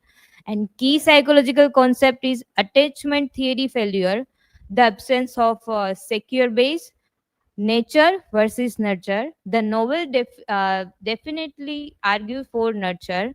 Crucial quote: I was benevolent and good. Misery made me a fiend.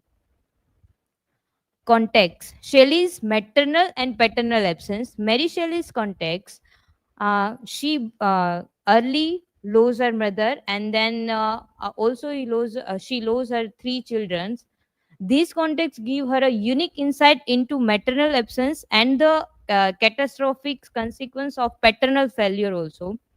And keywords focus are the unsecured infant, the lack of immediate life affirming nurture, paternal failure, the rejection of responsibility for creation. Shelley's literature is a deep exploration of the psychic wound left by the absence of parents.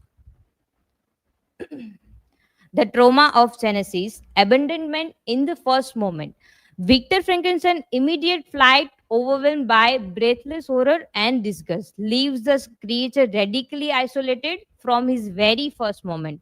This instant abandonment becomes an acute psychological wound, establishing the creature's identity as unwanted and exposing him to existential terror before self awareness can form. And as in essential themes are genesis as a rupture, abandonment becomes identity, acute psychological shock, the creature is marked as an outcast. And the key quote: I ought to be thy Adam, but I am rather the fallen angel. The possibility of innocence is erased. The transformation from Adam to fallen angel is immediate and irreversible, rooted in the absence of a caretaker. Failure of socialization, the isolation effect. The creature learns language and social norms by secretly observing the Delisi family, but without reciprocal interaction, he cannot fully develop theory of mind, the ability to understand others' mental states essential for empathy. The climax of rejection. The creature's encounter with the blind Delisi, followed by the family's violent rejection, shatters his hope of acceptance, commenting his status as an outcast. And impact is prolonged isolation and hostility reinforce a narrative of worthlessness, triggering aggressive defense mechanism. And linguistic self-loathing and intellectual pain. The creature's exposure to paradise lost, Plutarch's lives, and the sorrows of young weather shapes his self-perception with literature as his only lens for comparison. Key suffering is paradise lost forces him to see himself as both Adam and Satan also. Self-loathing, language, and knowledge mean to connect, instead amplify his isolation. I had never beheld beauty till now. The sight overwhelmed me with a sensation of pain. And impact is his high intellect, rather than liberating him, intensify his existential despair. The shift from victim to agent. Psychological shift, the move from passive suffering to active destruction. Moral disengagement, he rationalized his violence as just response to the world's deep injustice and his own mistreatment. His violence is not random, it is highly personalized. He target Victor's attachment figure, William Elizabeth. An objective is to force Victor to share his psychological state. The violence is a desperate maladaptive form of communication, a cry to compel the creator to feel the creator's own pain. And the quota would be, if I cannot inspire love, I will cause fear. Victor's comorbidity, created as an unfit parent. The creature's suffering is extremely imposed. Victor is a self-inflicted, highlighting their shared struggle with connection. Conclusion: the cycle of the unloved. The novel depicts a destructive cycle. Victor's paternal rejection triggers the creature's isolation and self-loathing, leading to a vengeful retaliation, which further fuels Victor's guilt-driven withdrawal and sickness. Shelley warns not against science, but against creation devoid of compassion, responsibility, and nurturing. The monster emerged from neglect. And the final statement is, the creature's violence stems directly from primal abandonment, with Victor's parental neglect as the central pathology of the text. And here are my references. Thank you. Any question?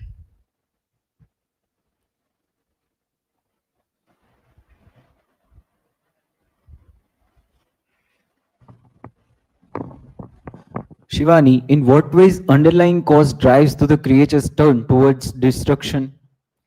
So first he rejected from his creator, then he suffering alone, and then treated cruelly by people is the cause it drives the creature's turn toward destruction. Anyone else?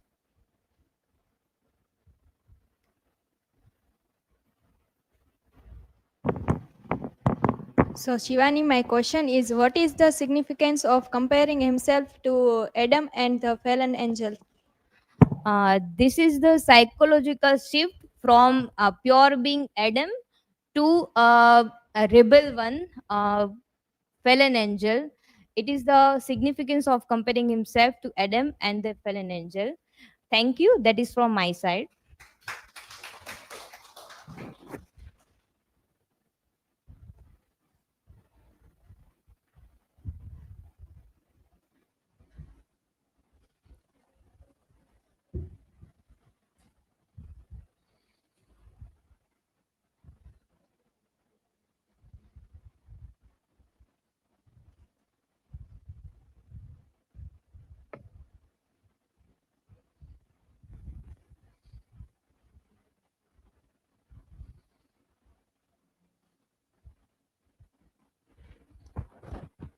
Good morning, everyone. My name is Milan B. Dave. My today presentation topic is the theme of the nature in Wordsworth poetry. This is my personal information, table of content. My research question is how does Wordsworth poetry nature as a spiritual force in his poem? My hypothesis is Wordsworth present nature as a living divine presence that nurtures the human spirit and provides moral and emotional guidance. Introduction. William Wordsworth was the high priest of nature, show the natural worlds as a living spiritual guide, rivers, forest, and mountain. In his poetry, become mirrors of the human soul, nurturing emotion and imagination and moral insight. Nature for Wordsworth teaches, heals, inspire, and connect us to the divine through childhood memory, personal reflection, and close observation of landscape. Human can experience joy, wisdom, and spiritual awakening. Poetry is a spontaneous overflow of powerful feeling. Its take its origin for emotion and recollect in tranquility. Before the uh,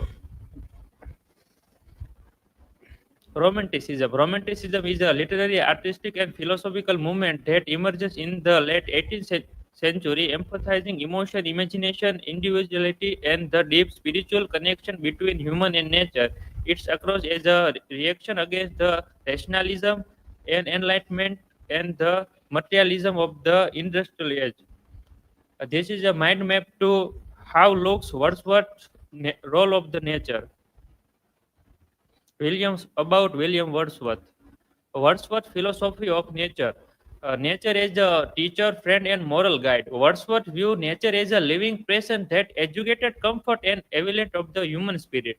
Childhood, observation and play in nature, awakening curiosity and imaginative power. Youth, filled with sensuous attraction and aware. Nature evoke deep emotion and creative inspire.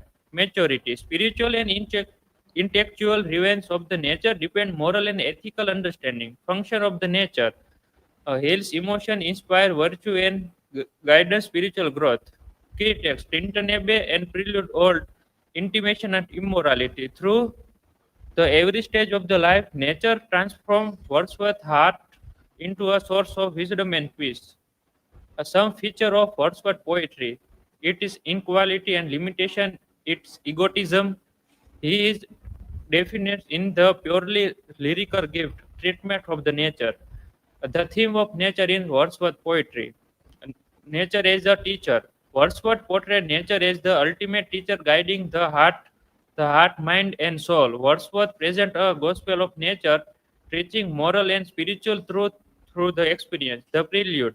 The nature provide wisdom, moral insight, and spiritual understanding, shaping the poet mind and character. The table turner. Nature teach through the direct experience, empathizing, learning from observation rather than books. Nature as a healer. Wordsworth see nature as a spiritual physician that cures sadness and restores peace. It provides emotional and moral spiritual balance through beauty and reflection. Nature heals through memory and calms observation. This example of line of I wandered lonely as a clown. This stanza show how the memory of nature heals the heart, turning loneliness into joy and fulfillment the spirit. Nature as an inspiration.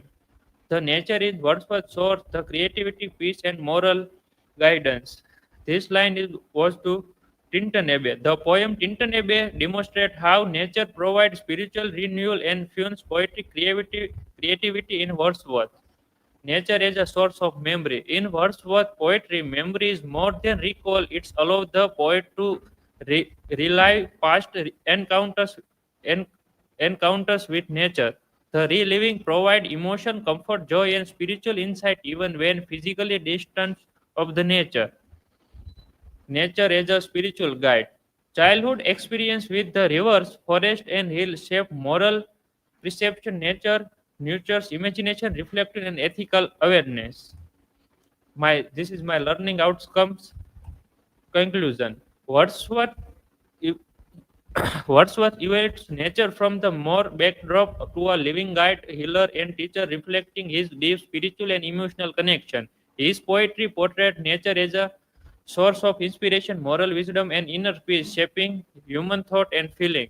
Through his work, like I wandered lonely as a cloud, and lines written in early spring. He emphasizes in, in connect, interconnectedness of human and natural world. Nature in Wordsworth's vision is not just a observer but experienced, nurturing creativity, empathy, and philosophical reflection. Ultimately, Wordsworth stands as the high priest of nature, reminding us the true understanding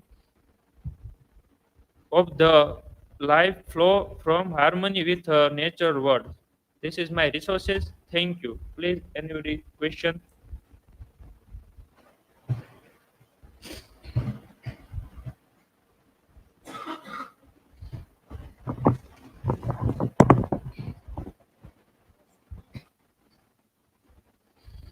Milan, how does William Wordsworth present nature as a spiritual force in his poetry? Okay. Wordsworth portrayed nature as a living spiritual power, the guides of the hills, human and soul. In this poem, like Tintanebe and I wander lonely as a cloud, he show that nature reflects tradition and religion as source of faith and peace and moral strength.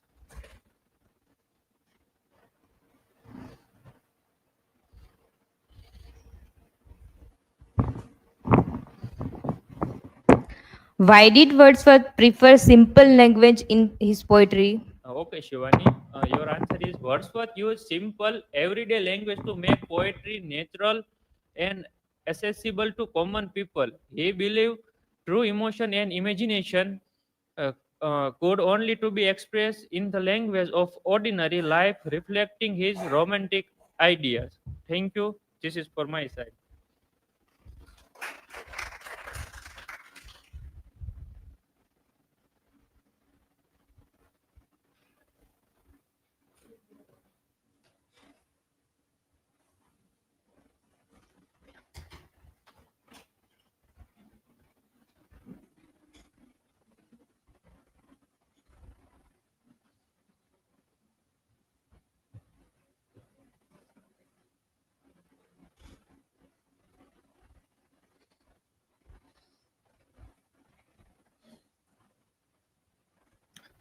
Hello everyone, I am Sandeep Jetha. Today I am going to discuss the romantic imagination, a comparative study of William Wordsworth and Coleridge. So here is my some details, and this is the table of content. Let's go with my research question. How do William Wordsworth's natural imagination and Coleridge's secondary imagination differ in their role of shaping the romantic poetry and its creative vision? And this is the hypothesis.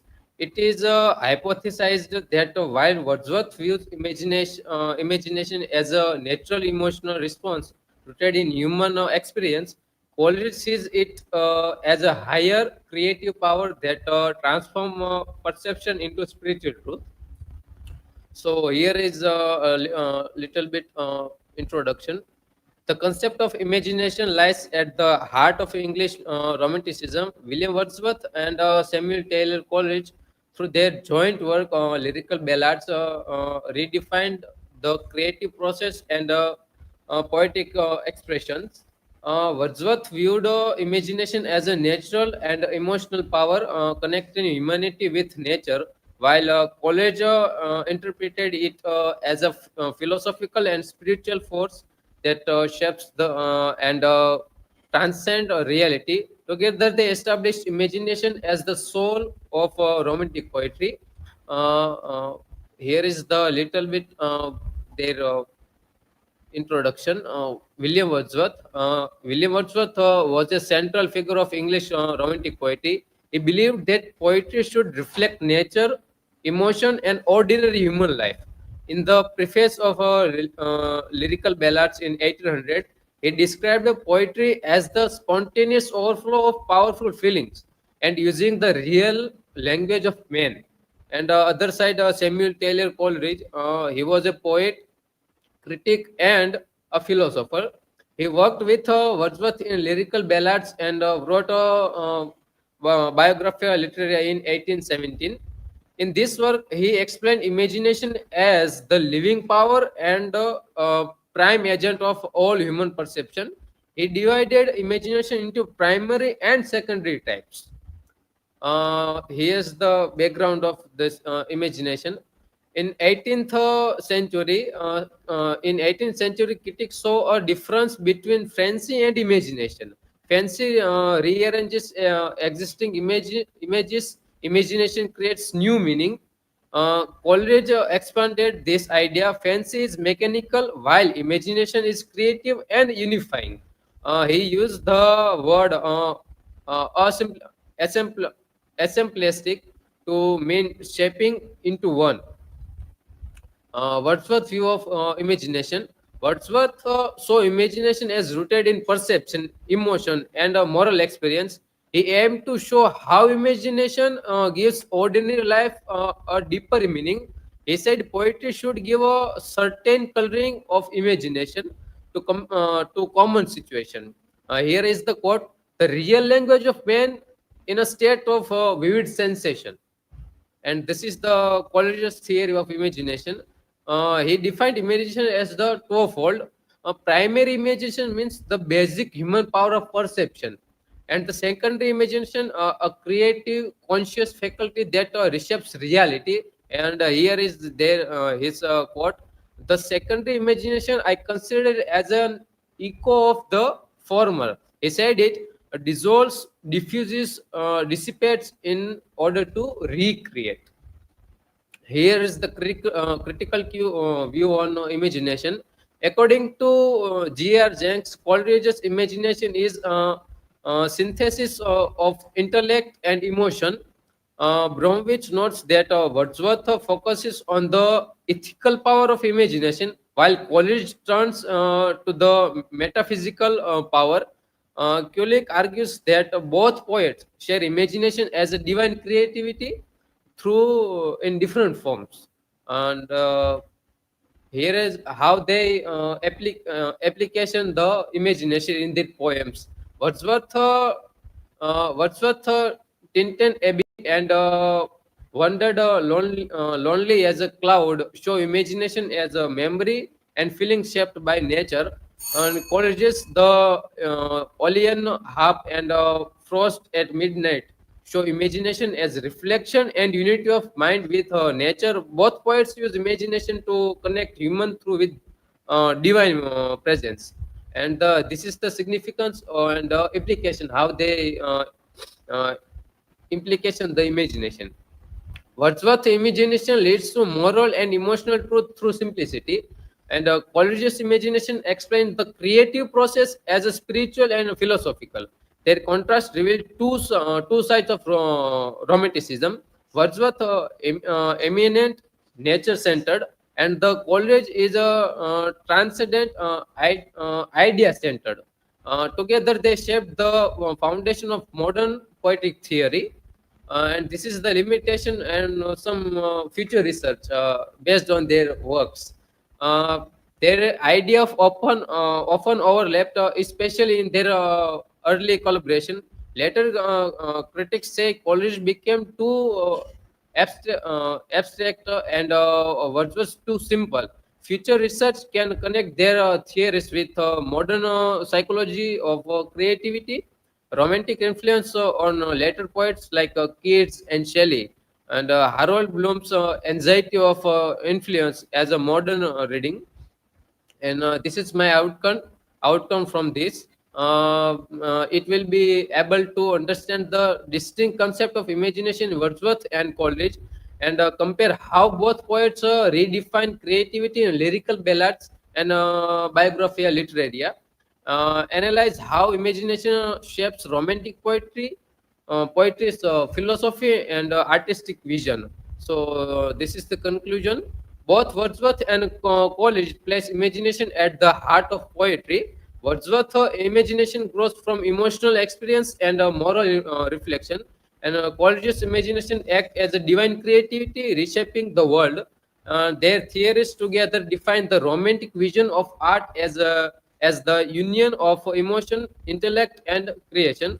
So this is my resources. Thank you. If you have any question, you're free to ask.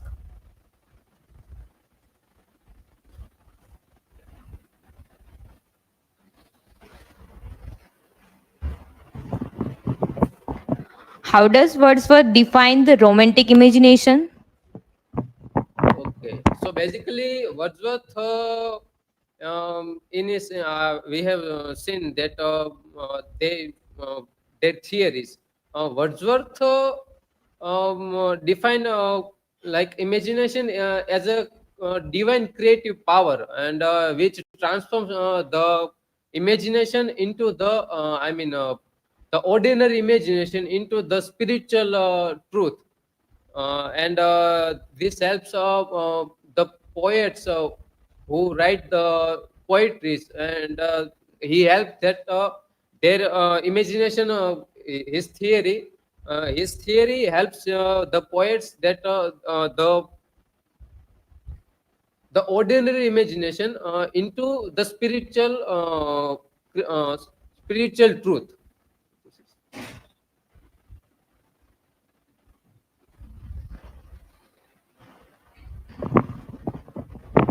Sandeep, my question is, how does Coleridge's idea of imagination differ from Wordsworth? Okay, thank you, Milan. The Coleridge idea of imagination is different from Wordsworth because he differentiate between the what we can say. He differentiate the secondary and the primary imagination. The primary imagination means how naturally human think, and the secondary means creative and imaginative their idea. So this is the difference between William Wordsworth and Coleridge. So thank you. This is from my side.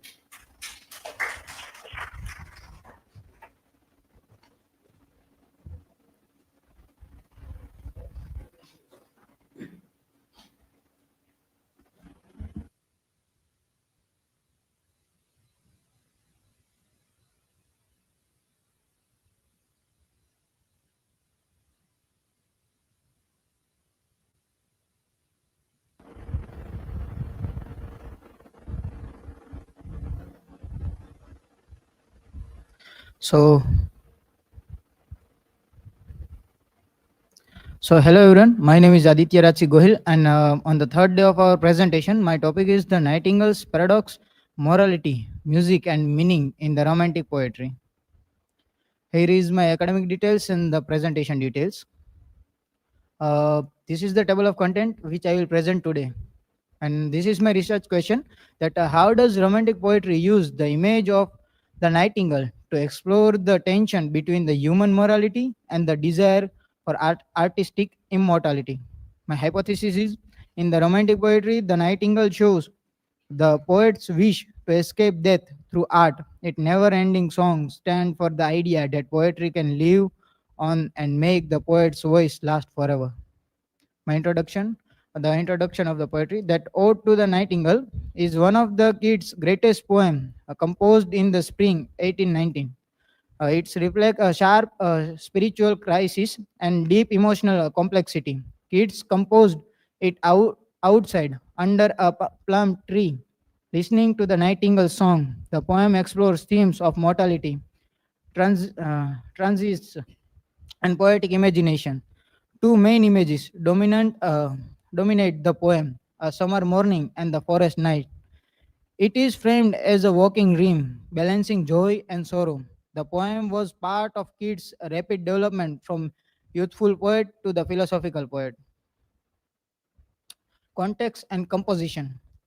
Composed during a period of profound grief after Keats' brother Tom's death. When the brother of Keats died, then the Keats wrote this poem, like Harivansh Rai Bachchanji wrote Meri Bimari Shama Ne Li. Her wife was dead because of she was caring Harivansh Rai Bachchanji's when he was ill, and he wrote Meri Bimari Shama Ne Li. And another poetry of his, he wrote on the Shyama that जो बीत गई सो बात गई, जीवन में एक सितारा था, मानो वो बेहद प्यारा था, वह डूब गया सो डूब गया. It is a very wonderful poetry by the Harivansh Rai Bachchanji. Keats was also battling fears of his own mortality due to illness.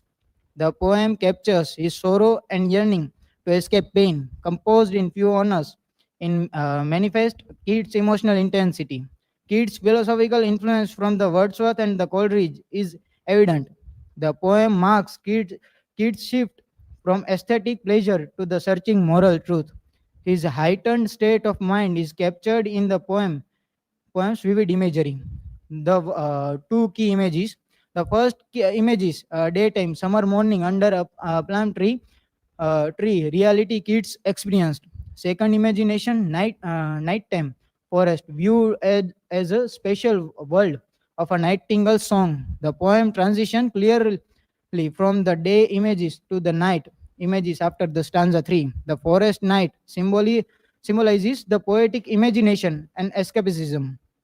A references to the queen moon, starry face, and the darkness signal the night image. The poem ends returning from the night to the dawn reality. It's a poignant final reflection. This dual imagery conveys the contrast between the human suffering and the nature's immortal song. Opening mood and sorrow, desire to escape. Begins with my heart aches and the rosy numbness pain. The poem contrasts his pain with the joyful, carefree nightingale. He desires to flee pain by either wine or poetry. The first three stanza dwell on painful self-awareness and longing to oblivion. The nightingale's happiness is inevitable but inspiring. Desire to fade away with the bird's stress escape from mortal woes. Original poem excerpt 1 that I have taken this excerpt from the original poem that my heart aches and the drowsy numbness pain. My senses through of hemlock I had drunk. Oh, for my drought or vintage that had been cooled a long age and deep dwelled earth. Fade far away, dissolve and quite forget what thou among the leaves has never known. This line illustrates his pain, desire for forgetting, and longing for the night escape. The realm of imagination. After initial desire for wine, Keats embraced poetry to escape. Imagines flying on the viewless wings of poesy. Nighttime forest become a symbolic realm of imagination. The poet discard physical sight, guided by sense of hearing and smell. The nightingale song is a timeless heard before by ancient cultures. Poetry offers a temporary transcendence for mortal weariness, the fear and the fret. These are other lines from the poetry. And theme of mortality and immortality. Poem contrasts human mortality with the bird screaming mortality. Nightingale's timeless song heard by emperor and the clown through the ages. Poetic philosophy and the beauty. Keats' famous dictum, beauty is a truth and truth is a beauty. The poem emphasizes that experiencing beauty through the art and imagination. The poem structure and unity. The poem 8 stanza from an coherent cyclical whole.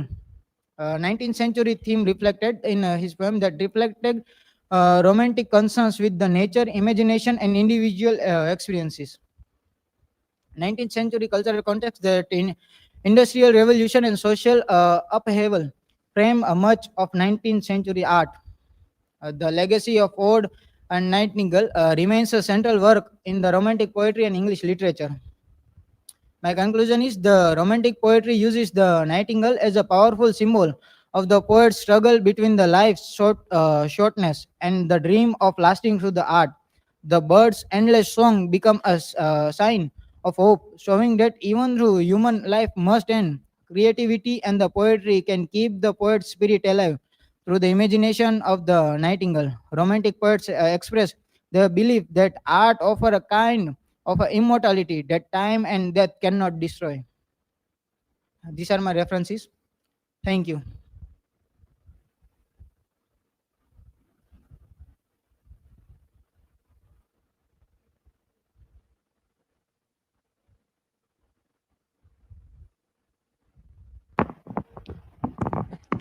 Aditya, my question is explain the working dream framework. It's a function in the poem's overall structure. So, The Working Dream is a poem's a psychological framework which begins and ends in the state between reality and imagination. This structure frames the emotional journey from the pain of reality to the fleeting joy of imaginative escape, and back again.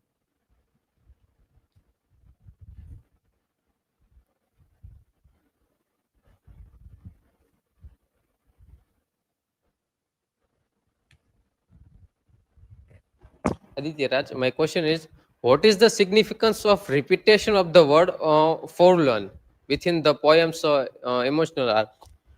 Thank you, Sandeep. The repetition of the forlore serves as a trigger that recalls the poem's initial sorrowful mood. It effectively pulls the speaker back from his imaginative flight in the nightingale's word to the harshness of his own human experiences. Thank you.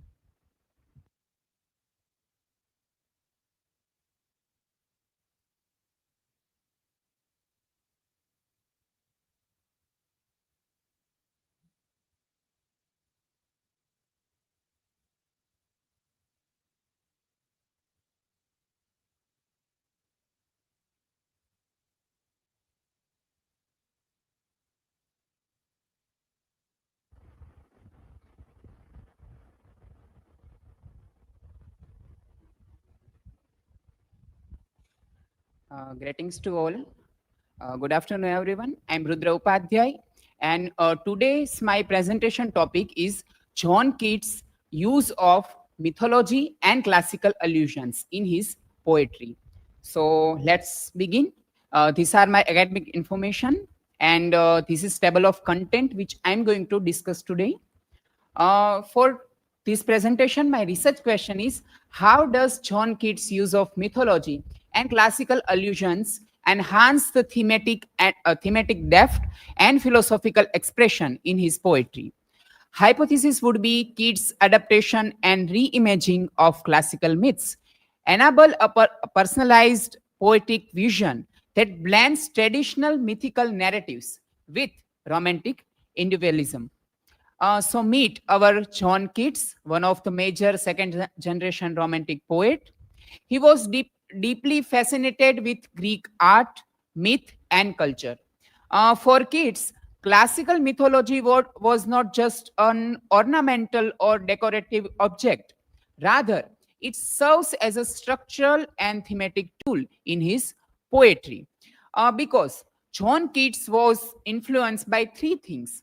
First is Lemperier's classical dictionary. Second is Champman's Homer, which is basically a translation of Iliad by Champman.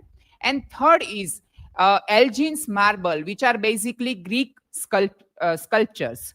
So why John Keats uses so much references of mythology in his poetry? Because mythology offers Keats a framework to express universal human experience and emotion. And also, it blending personal vision with classical heritage. That's why he uses myth. One of the famous researchers, Sen Gupt, wrote in his article that Keats adapted and reimagined classic myth, sometimes merging tradition and inventing variations. His poetic myth making was instinctive and personal.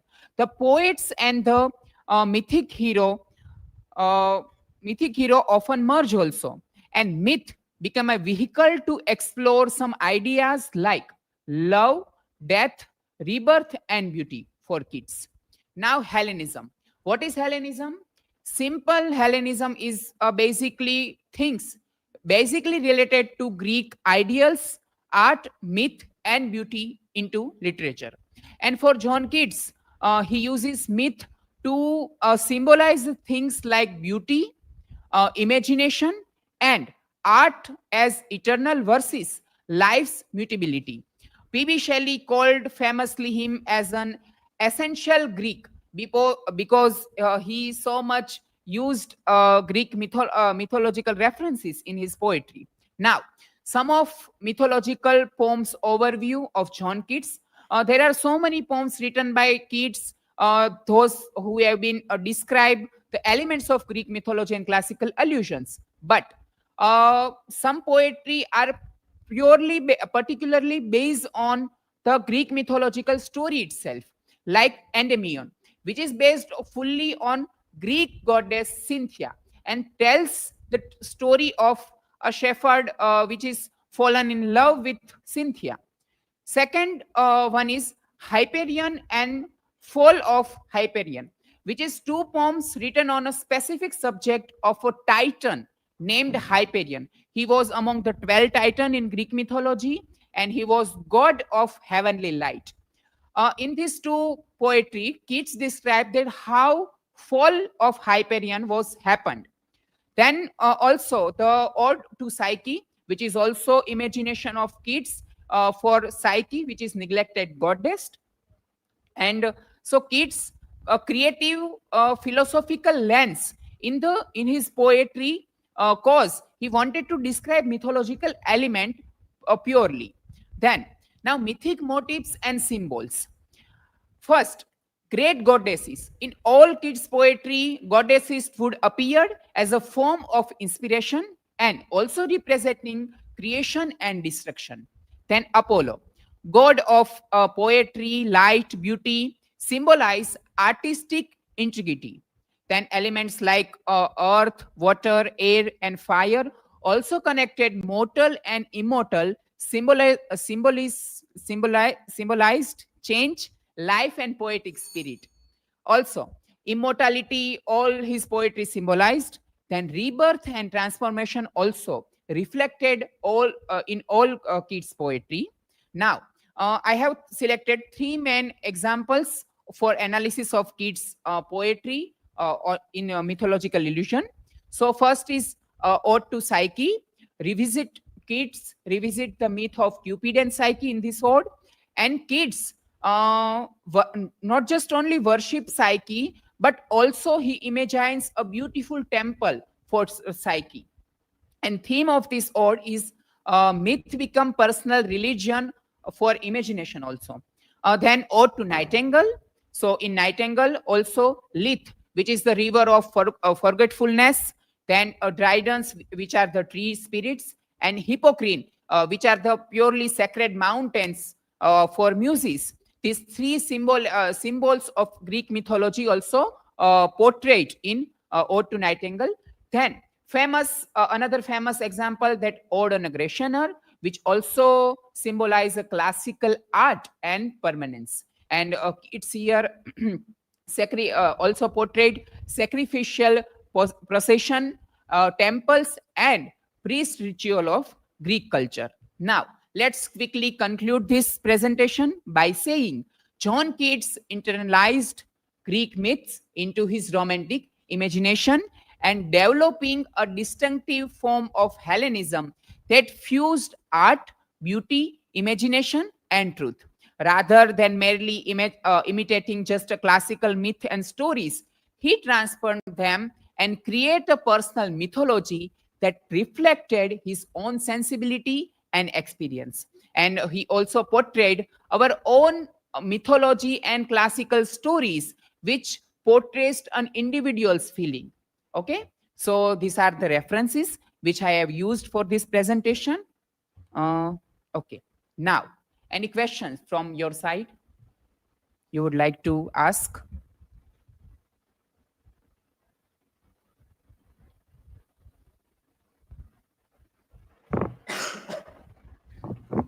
So Rudra, my question is, what does God Apollo symbolizes in the Keats' poetry apart from artistic integrity? Yeah, thank you for this question. Apollo, basically a god of poetry and sun in Greek mythology. In Keats' poetry, he symbolized artistic integrity. But apart from this, in all his poetry, Keats considered him as a personal poetic inspiration, and that's why he could wrote these all odes by inspiring by Apollo with very beautiful imagination. Now, second question.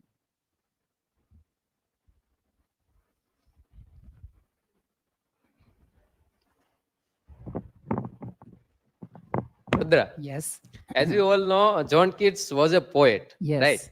But if he was a novelist, what kind of novel he wrote? Okay, amazing question. Novels would be based on obviously pessimism because kid's personal life, his life he was too much struggled.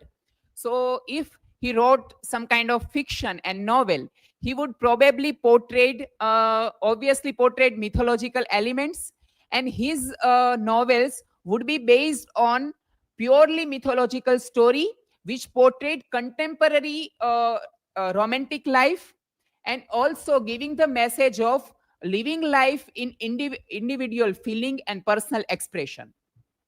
Okay, I hope you are satisfied with this answer. Okay, thank you so much. I'm done with this presentation. Okay, thank you.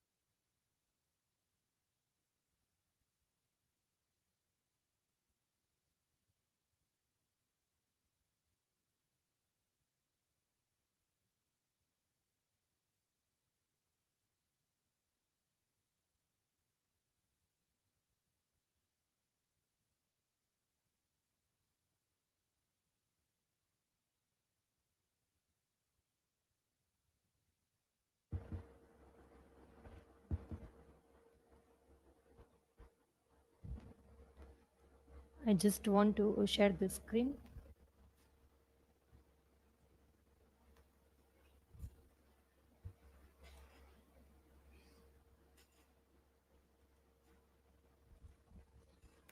No problem. I'll just manage from here. Here, Google Classroom is not open, so I'll manage from here.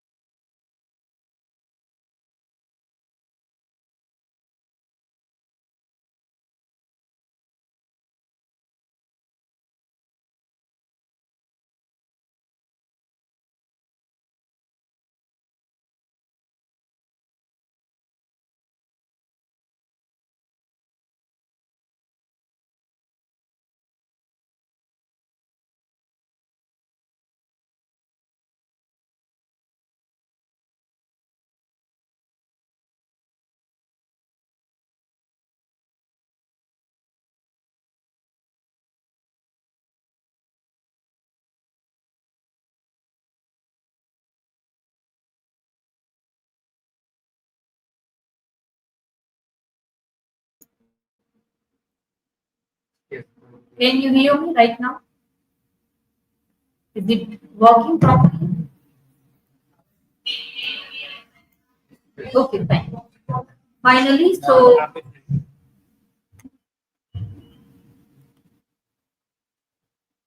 okay. Thanks for the suggestion and informing me that my voice is not working properly.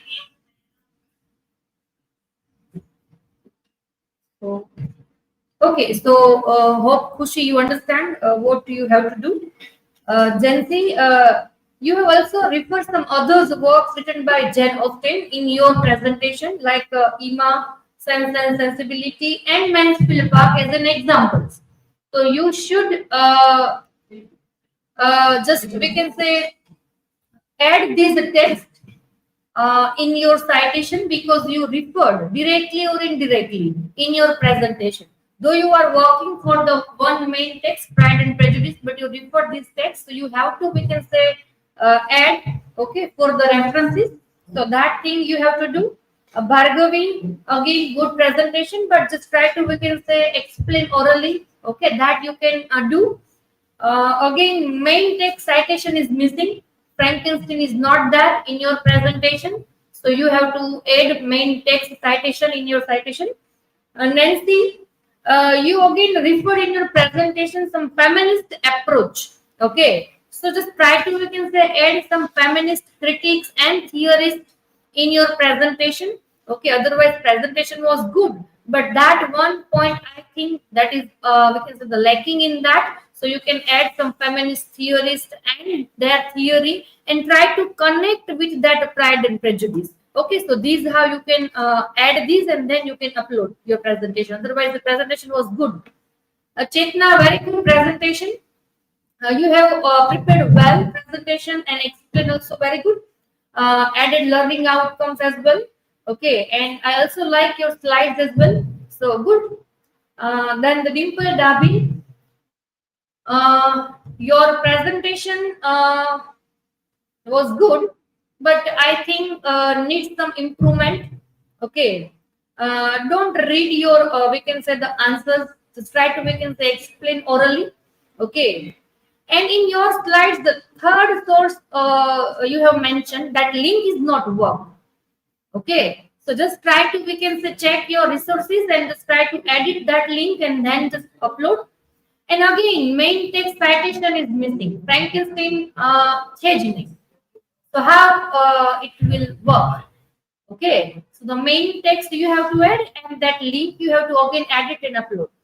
Dimple Parmar very well explained, but just try to, we can say, work on your speaking skills. Speaking skill is good, but your speed is too much. Okay, so you have to, we can say, explain very well with calm. Okay, and if you highlight all your, we can say, the titles in your slides with the bold, so then you have to, we can say, from first to last slide, you have to, we can say, bold all the titles in your slides. Amukma che, amukma nathi. Okay, so that you have to check. Okay, before the, we can say, final uploading your presentation here as well as and on, we can say, the YouTube or the slides there. Okay. Again, good that you have added learning outcomes. Fine. DIVYABEN, well answered. Okay. But again, find it out mistakes in the alphabetical orders in your citation. Okay. Otherwise, you will get full marks. But that mistake you did. Okay. So next time you have to be very careful for that. Otherwise, presentation was good. HIRALBA again did the same mistakes. Okay, your citation is not in alphabetical order, so that you have to check and again edit your citations. Need to work on speaking skill. Be confident and okay, just try to, we can say, explain orally because we all can read your presentation. Here, one, we can say, the point we have that how you orally explain. Okay, so just try to, we can say, do that. Okay, and that thing you all can do with practice. Okay, I understand that this is your first time, first season of your presentation, but slowly and steadily you all can, we can say, enhance your skills. Okay, speaking skills, and we can say the reading skills and citation skills and all these things. Okay, Jaipal, again, don't read answers. Try to, we can say, explain orally. Okay, it's your learning outcomes. So you have made one title that what you learn from these Gothic and all these things. So here you are explaining. Okay, so as a presenter, you have to, we can say, write that what is my learning outcome.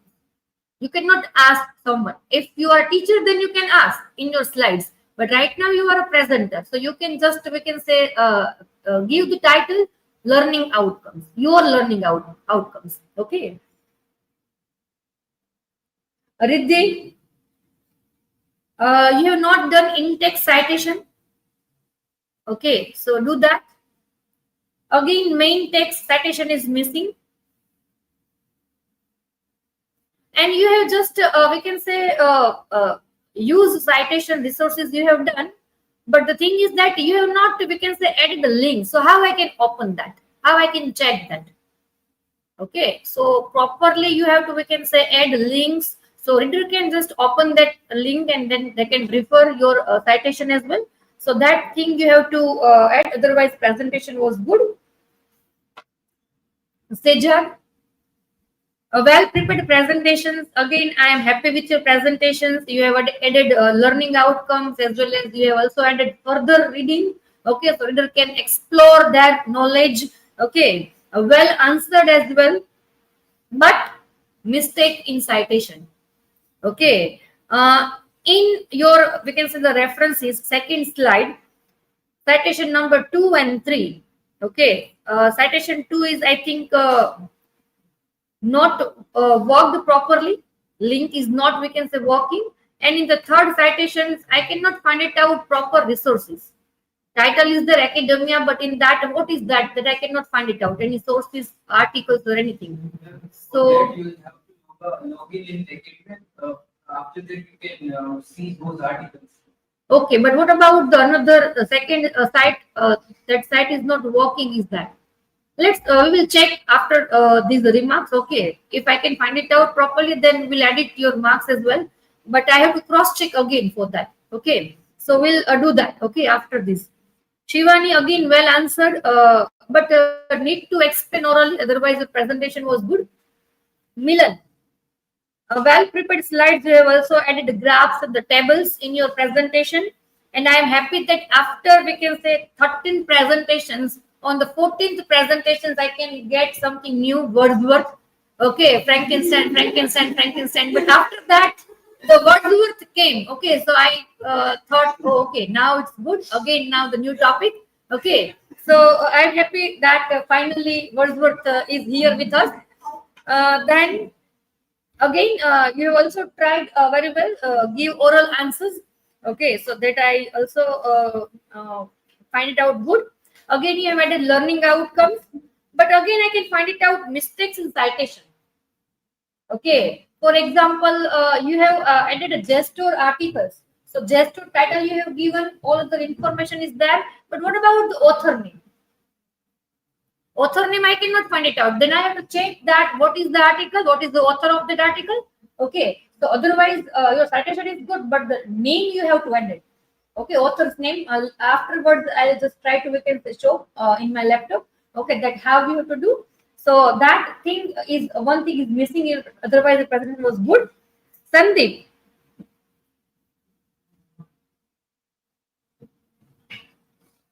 Well answered. Okay, just try to, we can say, give answer orally. Okay, and based on his knowledge. Okay, so just try to, we can say, give a good answer. Write title, my learning outcomes. My outcome is not working. My learning, also the learning outcomes. Okay, these are how you have to write your title. You have, we can say, used informations of the Wordsworth and Coleridge. Okay, but from where you get? So you have to cite these sources. Na? From these, I have used the information of the Wordsworth. From that website or this article, I have used information of the Coleridge. So that you have to, we can say, do. Again, you have quote. You have written some quotes. in slide number 7 and 8, but you have not, we can say, mentioned that citation. Okay, so if you are using quotes, then again you have to, we can say, do citation. Okay, so that thing you have to do. Remember slide number 7 and 8. Again, you have, we can say, used some, we can say, the examples of other poems. Okay, in your presentation as an examples. So that poems also you have to cite. Okay, so that thing you have to do. Aditya, again, good topics. I'm happy with the kids. Okay, good explanation as well. You also just try to, we can say, add some other references, some other poetic lines as well. So it is a good that you just try to, we can say, connect this poem, this idea with the other poems, with the other, we can say, the languages as well. Again, he tried well to give answers orally. So that shows that he worked a lot in that particular topic. Okay, but you have mentioned a reference. Okay, but at that time you have to write references because you have cited more than 2 to 3 references. Okay, so that thing you have, otherwise the presentation was good. Rudra, okay, again, good citation you have done, but again, I can find it out mistakes in the last citation, Harvard. Okay, so that in that citation I cannot find it out the poems. Okay, all the original poems. Harvard is there, but I cannot read all the original poems that you used. So that we have to check again. Again, mistakes in the alphabetical orders in the citation. Okay, that you have not done. Otherwise, your presentation was excellent, well answered, as well as you explained very well. Okay, this mythological concept and all these things. But you have did mistake in that citation. So that is the thing that I want to share with you. Thank you all of you for your time, and hope that you all will, we can say, edit your presentations and you will learn something from that experience. And all the best for your upcoming next 2 presentations. Here we are ending the live stream. Thank you all of you.